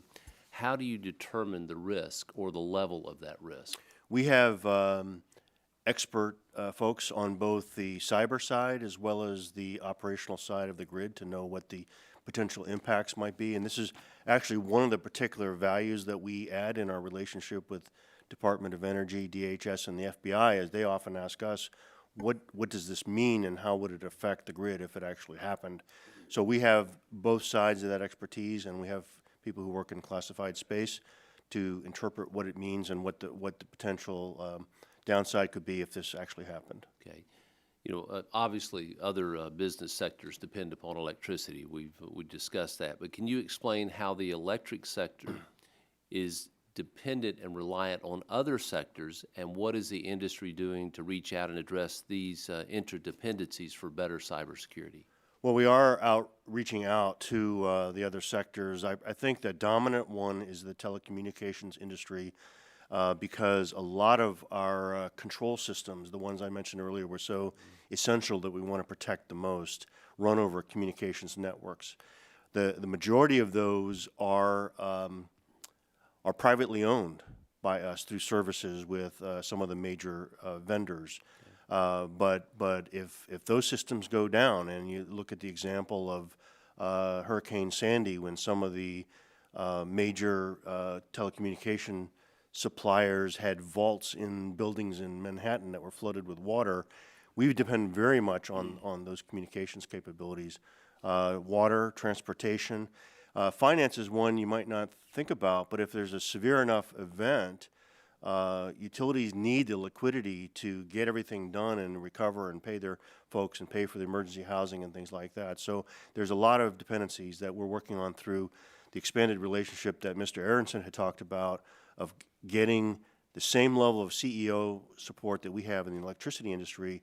We want to get with those other sectors and get them all in the room with the government folks that we need to work with to make sure we're communicating and coordinating and planning together. Well, I want to commend each of you on the level of cooperation and communication that you share, and appreciate the efforts that you're making. Thank you. Yield back.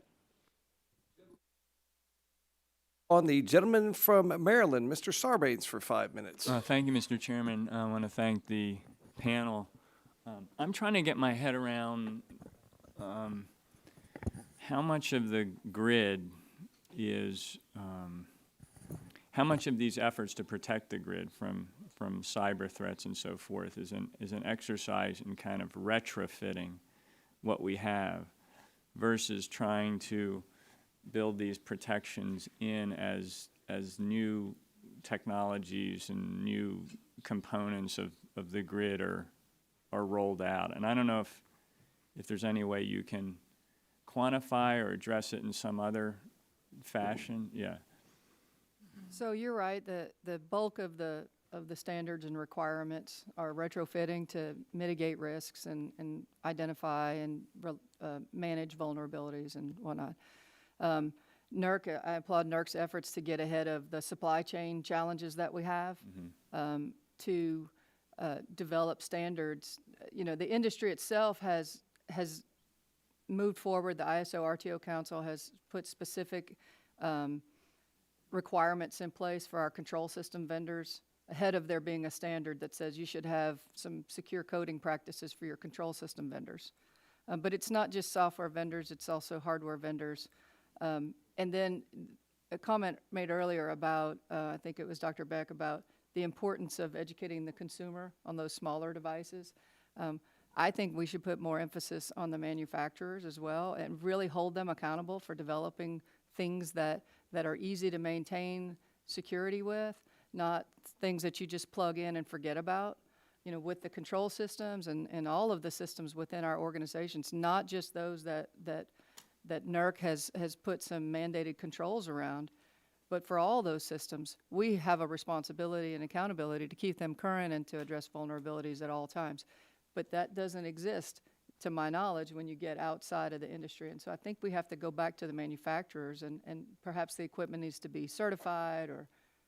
Is it feasible to think in terms of, like, in a sense, cordoning off some of the consumer component of this Internet of All Things grid that's developing from more of the traditional infrastructure? As a practical matter, do we just have to accept the notion that somebody's thermostat somewhere in their house can be a path all the way to shutting down some regional generator or something? I think to a large extent, we do that already because the most critical assets are in the bulk power system. So you can picture a grid with a major control center and a lot of substations. We're trying to firewall it off and put multiple layers of protection. If you can, sort of the image that comes to my mind, it's sort of a shuttle going through space, and it's just getting bombarded all the time. So we are getting bombarded all the time, and they're usually hitting the shield. And as was mentioned earlier, you know, sometimes the frailty as a human being enables something to get through. But so we are doing that. I think we have a long-term question as a country that you're kind of raising, which is a lot of the electronics comes with huge capabilities. We used to buy a relay for the system, and it would just be a couple of contacts and a coil of copper wire. Now you get a box, and it has 10,000 lines of code because it can do anything and everything that you want. Well, that philosophy really permeates everything in the consumer side, in the distribution systems, and in the bulk power system. We're getting electronics that can do everything. The difficulty there is, and then it can be reprogrammed to do anything anyone else wants, right? So I think we have to think about long-term partnership with suppliers, vendors, and manufacturers in terms of building better security into systems, making sure we're able to manage the purpose and have those be beneficial purposes and not adverse purposes. Right, you have kind of a bundling problem, right? Get this thing and it can do all this neat stuff that I don't necessarily need, and could introduce a vulnerability that I won't notice because I never use that feature. Right. Just to sort of piggyback on some of that, I think we don't have the luxury of sort of doing the ostrich thing and putting our heads in the ground. Smarter energy infrastructure is here to stay, and it serves a really important purpose. And I think customers and consumers want it and are going to deploy. And again, utility scale and just industry in general sees the value. We've talked about distributed resources having a impact on resiliency. They're both a good one and a bad one. And I think we simply, instead of trying to fully cordon off, I think the most critical assets, I think instead we need to look at segmentation and awareness of the vulnerabilities that are introduced and additional resilience to ensure that a problem at one node is not a catastrophic problem more broadly. And again, I think some of the standards that are already in place and some of the approaches to the promulgation of distributed resources it's going in the right direction. I yield back. Thanks. The gentleman yields back. The chair calls upon the gentleman from West Virginia, Mr. McKinley, for 5 minutes. Thank you, Mr. Chairman. This issue has come up literally every year since I've been in this committee for the last 6 years. And I keep being told that everything's going to be fine, that we've got things under control. 2 years ago, we had Tom Siebel with C3 Energy testify before us. And Tom said, Mr. Siebel said, it was kind of shocking to me. He said,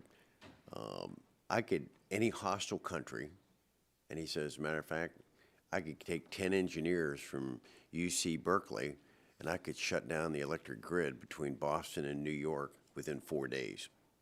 Now, that was after all the testimony about all the safeguards we had in place. So is Mr. Siegel wrong?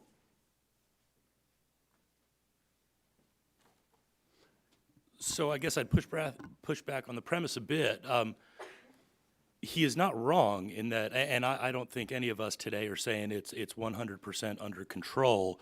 I think, as I mentioned, it is a ongoing effort to continue to improve our defenses, to respond to incidents internationally and domestically, and to apply those here. You know, you have two options. You can be you can be a good example, or you can be a cautionary tale. And fortunately, there are a lot of cautionary tales out there about how a sophisticated, well-informed threat actor with a purpose can have an impact on grid operations. I think what I would say is, while an attack that has an impact is always within the realm of the possible, the resilience and redundancy that has grown up and the ability to respond that continues to evolve makes me a lot more comfortable in our ability to deal with these sorts of incidents. We took that theme, that concept back. We had a cybersecurity roundtable summit back in West Virginia. We had some 180 people attending, almost 200 people, and panels from all across the country, people coming in. They all agreed that we're still very vulnerable. This exercise that we go through of talking about it and telling us we're okay, they're saying from the inside we're not. So I'm still going to remain uncomfortable. That I think it goes back a little bit to what Johnny Wooden used to say when he was coaching the UCLA Bruins, that we often in America confuse effort with accomplishment. And I'm afraid we're doing an awful lot of effort. We're showing up daily, talking about it, but I'm not comfortable yet, and neither were the other people on the panel that we hosted. So, if I could now go to Ms. Suggs, one of the other testimony we had not too long ago here was from PJM at a thing, and they said, notwithstanding the problems that we have with cybersecurity, but the bigger issue that we have with our electric grid is the electromagnetic pulse, the EMP. Do you agree with that? That's as much of a threat as cyber, or worse? I think the probability of that occurring is much lower. However, the impact of it, if it were to happen, is much larger than a cyber attack. So it is a concern. We're working with the vertically integrated utilities who actually own the physical equipment to understand what sort of protections and redundancies and things that they need to have in place. Our dependency on the telecommunications industry is certainly a concern there, because if there were a significant EMP event, it would take out the telecommunications. And while we have a lot of redundancy in telecommunications, if it were all to go out, then we'd have to relinquish the controls that we have back to the utilities themselves to help manage the grid. But I know Dr. Beck is an expert on the EMP. I'd be interested in his additional If you comments could, there we're running out of time on it. Sure. Well, just quickly, they're both definitely an issue. Would just say, on the one hand, we have cyber attacks which are happening right now while we're having this conversation, right? Versus EMP attack that the getting the bullet for the EMP attack is difficult, whereas getting the bullet for a cyber attack, you could go out and buy it right now on any criminal hacker website. So there's a much different proliferation concern. The footprints could be quite similar. You could distribute a cyber attack quite broadly as you could with an HEMP attack, and also the similarity in that similar types of systems can be attacked. Any computer network could be susceptible to an EMP pulse, as could it could be susceptible to cyber. In respect for the time, I had some other questions. Let me just close with it. I would hope, given the confusion out there, that we could possibly just show us what accomplishments. If we periodically we get briefed on different terrorism attacks, that 56 were stopped last month or whatever, that somehow to show that whatever you're doing on cybersecurity is working. Because when I have these panels, they don't think it is. So I need to have something back to be able to support that. Thank you. I yield back. Gentleman is back. The chair calls upon the gentleman from Ohio, Mr. Johnson, for 5 minutes. Thank you, Mr. Chairman, and I want to thank the panel for being here with us today. Mr. Aronson, for you first. You know, some have expressed concern that the recent episode with the electric utility in Vermont will cause industry officials to avoid or think twice about sharing information with the government in fear that it could be leaked. Trust, as we all know, is a two-way street, and while we need to ensure that industry officials are properly implementing and carrying out federal cybersecurity standards and regulations, the government must be a trustful, cooperative partner. What can be done, in your opinion, if anything, to improve this relationship and build trust moving forward? I appreciate the question. The first thing I'll say is it would be helpful if sensitive information shared in confidence was not shared then with the media. Hope you're better at it than we are here, but go ahead. Well, I will say, up till the moment that there was a front page article in the Washington Post, I would suggest that the information sharing associated with the Vermont incident went perfectly. There was actionable intelligence from government officials shared with the Sector Coordinating Council. We brought together more than 30 CEOs onto a phone call within about 4 hours. That information was then cascaded broadly throughout the sector at a very senior level and at the operator level, both through the Sector Coordinating Council and the EISAC. Utilities across the sector took that information, compared it against their systems, and what do you know? Some potential indicators of compromise were found. That is exactly the way it's supposed to happen. To answer your question about will this have a chilling effect on information sharing, I don't believe it will. I think because of the industry's commitment to and responsibility to help each other as we operate this one big machine together, there is a sense of responsibility to continue to share information even in the face of potential breach of or a potential disclosure to public sources. But we are looking at what happened at the end of last year as a teachable moment and one that we hope isn't replicated. And I will give the Burlington Electric Department a ton of credit. They said in their statement that they would not let this episode chill their intent to continue to share information. Okay, good. Well, thank you for that. Anybody else want to comment on that? I've got a couple of other questions. Okay. Let's talk about information sharing a little bit, and we'll just go down the line for any that want to respond. Why do you think situational awareness and information sharing is so necessary to enhance the electricity sector's ability to prepare for and respond to cyber and physical threats and vulnerabilities? So why is situational awareness and information sharing so necessary, Mr. Cawley? Well, I think the main reason is that one company is only going to view their own experience and what they see. So if a company has one laptop compromised, they think, well, that laptop got compromised, somebody must have pushed the wrong button.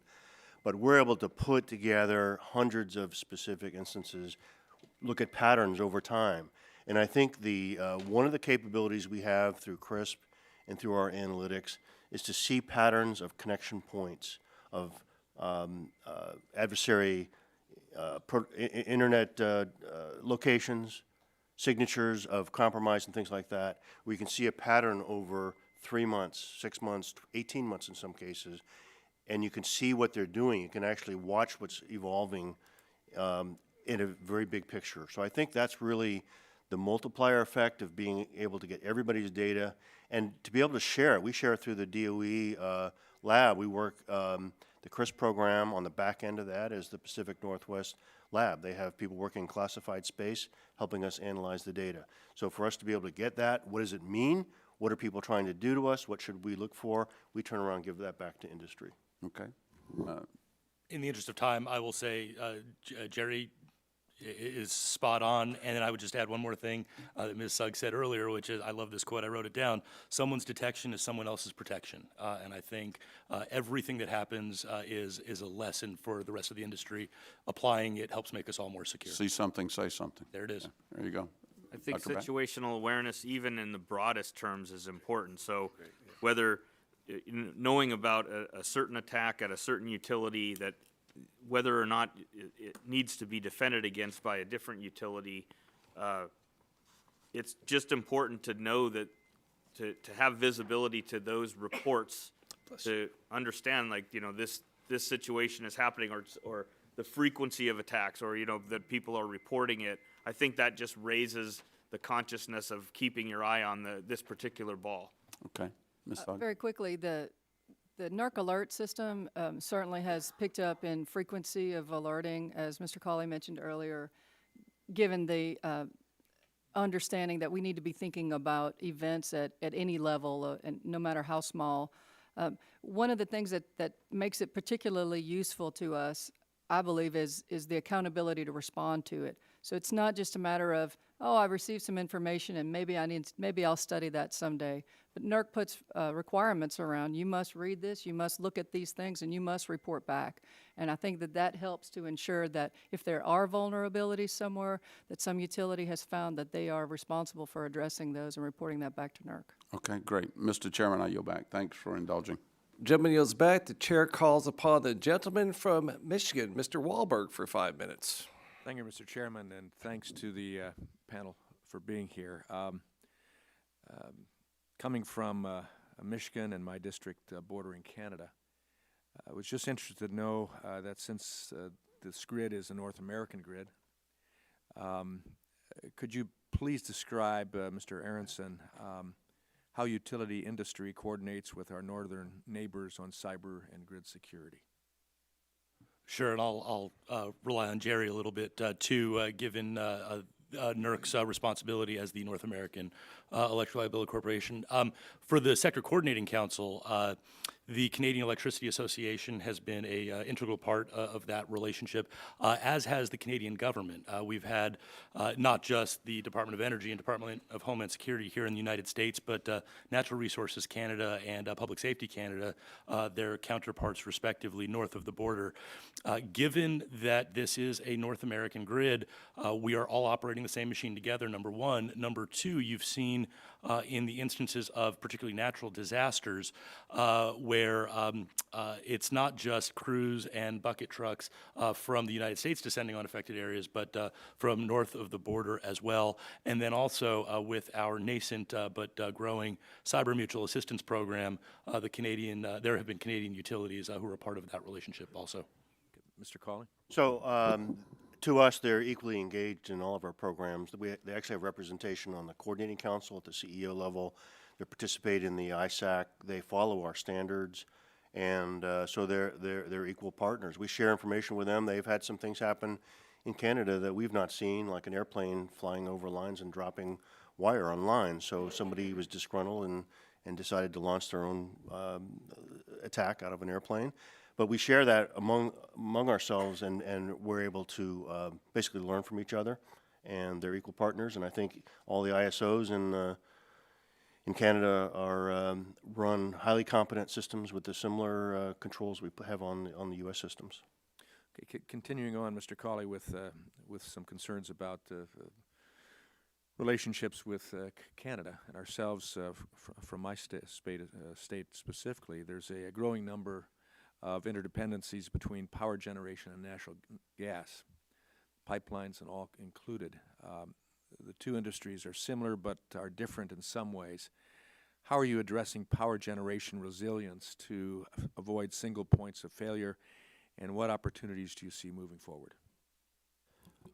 It's a very timely topic for us. We've actually been doing some recent analysis, and we're in the process of publishing a report to look at key parts of the gas infrastructure system that we depend on. We have now 3 of our 8 regions that have more than 50% of their power supplied by natural gas. And so pipelines and storage facilities do create vulnerabilities, and I think not just from a physical perspective and in terms of competition with retail gas customers in extreme weather, but also from a cyber perspective, where physical attack disruptions could cascade over into electric power. So it's high on our list of priorities, and the one thing we do encourage is diversity in fuel, and we encourage infrastructure, and I think this is some the partnership between us and Canada, and the growing partnership with the infrastructure in Mexico, which we're involved in, will help us ensure our energy security through exchange of gas and electricity and renewables and all kinds of resources. Well, and hopefully, along with that concept, moving back to a more robust standard of all of the above. Yes, sir. Power and generation and fuels. I know there's been a push that's pushed, at least in my district, the energy district of the state, away from having that robust opportunity for an all-above standard. Mr. Cawley, let me just, in the remaining few seconds here, how is NERC and the industry working to develop policies to encourage use of system components that will be less vulnerable to attack? And follow that up, what the Department of Energy is doing in this front as well, and how you're working with them. Well, our standards, and I think the experience that we're learning and we're feeding back to industry, encourage better protection. One of the things we're seeing directly is greater diversity of equipment, and basically reducing the criticality of an individual station or piece of equipment, and creating redundancies in the system to make us less vulnerable. So I think there's a lot of examples like that where people are reacting to being more secure and building it into the architecture and design of their systems. I yield back. Gentleman is back. We saved the best for last. The chair calls upon the gentleman from Ohio, Mr. Latta, for 5 minutes. Well, thank you very much, Mr. Chairman, and to the panel, thanks very much for being here today. It's very, very informative. I know that through the other hearings that we've had in the past year and 2, I should say, that this is a very, very important topic. It's a very, very serious topic. And if I could start with you, Mr. Aronson, if I could ask this. You mentioned in your testimony that you're working with DOE to determine the scope and process for emergency orders. Would you expand on that conversation, provide insight as to whether there be further action from Congress at this time? I don't know about further action from Congress yet. I mentioned earlier that the notice of proposed rulemaking was put out a few months ago. We have a due date actually of this coming Monday, February 6th, to get comments in. Those comments are helping to inform the process of what an emergency order from the Secretary of Energy might look like. I think the most important thing, and it is built into the NOPR, is this idea of consultation. Now, the law said consultation with the sector where practicable. practicable to us is a little concerning, given that any emergency order that doesn't take into account how grid operators actually operate the system could have unintended consequences. So that is a point that we're making in this response to the rulemaking to help inform the process. But I do think that given all of the great relationship we have with the Secretary of Energy and frankly just the Department of Energy in general as our sector-specific agency, we are confident that they understand us, we understand them, and think we can work productively with them to implement that emergency authority. Okay, thank you. Let me follow up, and this is being touched on a little bit before, but you said something kind of interesting that I wrote down. You mentioned earlier about the vulnerabilities that are a potential concern through the Internet of Things. And if you could expand a little bit on that work, and also with the Electricity Infrastructure Sharing and Analysis Center, and beginning to plan for those risks. But then you said this. I thought this was kind of interesting. You said you were on a journey without a destination. That's not real comforting as we're going down that road. Maybe I should pick a better cliche. But I write those things down. But the point I'm getting across is there is no such thing as 100% security. So we are constantly evolving, and I think that is a good thing. If we became stagnant and just relied on this culture of compliance, and yeah, we're secure, we would not be able to be responsive to new and emerging threats. So, you know, it's the old joke. I don't have to be faster than the bear. I just have to be faster than the other guy. There's another cliche to add to the hit list. But what we are doing is constantly trying to stay ahead of the adversary. And they have intent and capabilities, but we do too. And I think I'm particularly proud of the industry's culture of constantly reinventing and looking at its security posture, seeing where there are gaps, using exercises like GridX, using observations from things that happen overseas and here at home, and learning from those and then applying them to make us better. And to Mr. McKinley, who I'm sorry isn't here, I agree. I love the wooden quote of effort does not equal accomplishment, but I would say there have been a number of accomplishments, from putting in place spare equipment programs to creating a cyber mutual assistance program to doing a better job of sharing information to developing the cyber risk information sharing program and applying it from a DOE lab into a commercial application. There's a lot of stuff that has happened in a very short amount of time because of the CEO leadership of the Sector Coordinating Council. Thank you. Ms. Sugg, if I could go back to what you also said. You said that innovation is important. Are we meeting that innovation to make sure we keep up the standards, to make sure that we can meet these potential threats? Well, innovation's certainly changing faster than the standards are changing. Hence my comments about ensuring that the standards are not overly prescriptive but are more focused on the risk. Innovation is important, whether it be trying to understand the threat avenues from our attackers, or understanding the newer and more interesting technologies that are coming to bear that may provide some additional securities for us beyond what we have today. We don't ever want to be really comfortable with our architecture that we have in place. We need to continue to look at opportunities to strengthen it depending on what technologies are available, and matching that up with where the threats seem to be coming in and how we can try to get ahead of that. No, thank you. Mr. Chairman, my time has expired and I yield back. Gentleman is back, and the chairman would like to have one invitation for the witnesses. If you want to see a robust grid security in action at a small level, come to Houston, Texas this weekend. There's this big football game called the Super Bowl 51. It's not power grid, but as you can imagine, the power goes down. Right as the Falcons are about to score that touchdown to beat the Patriots, there'll be a riot of biblical proportions. Invitation does not come with tickets, and that'll cost you a pretty penny. But seeing no further members wishing to ask questions, I want to thank all our witnesses for your participation in today's hearing.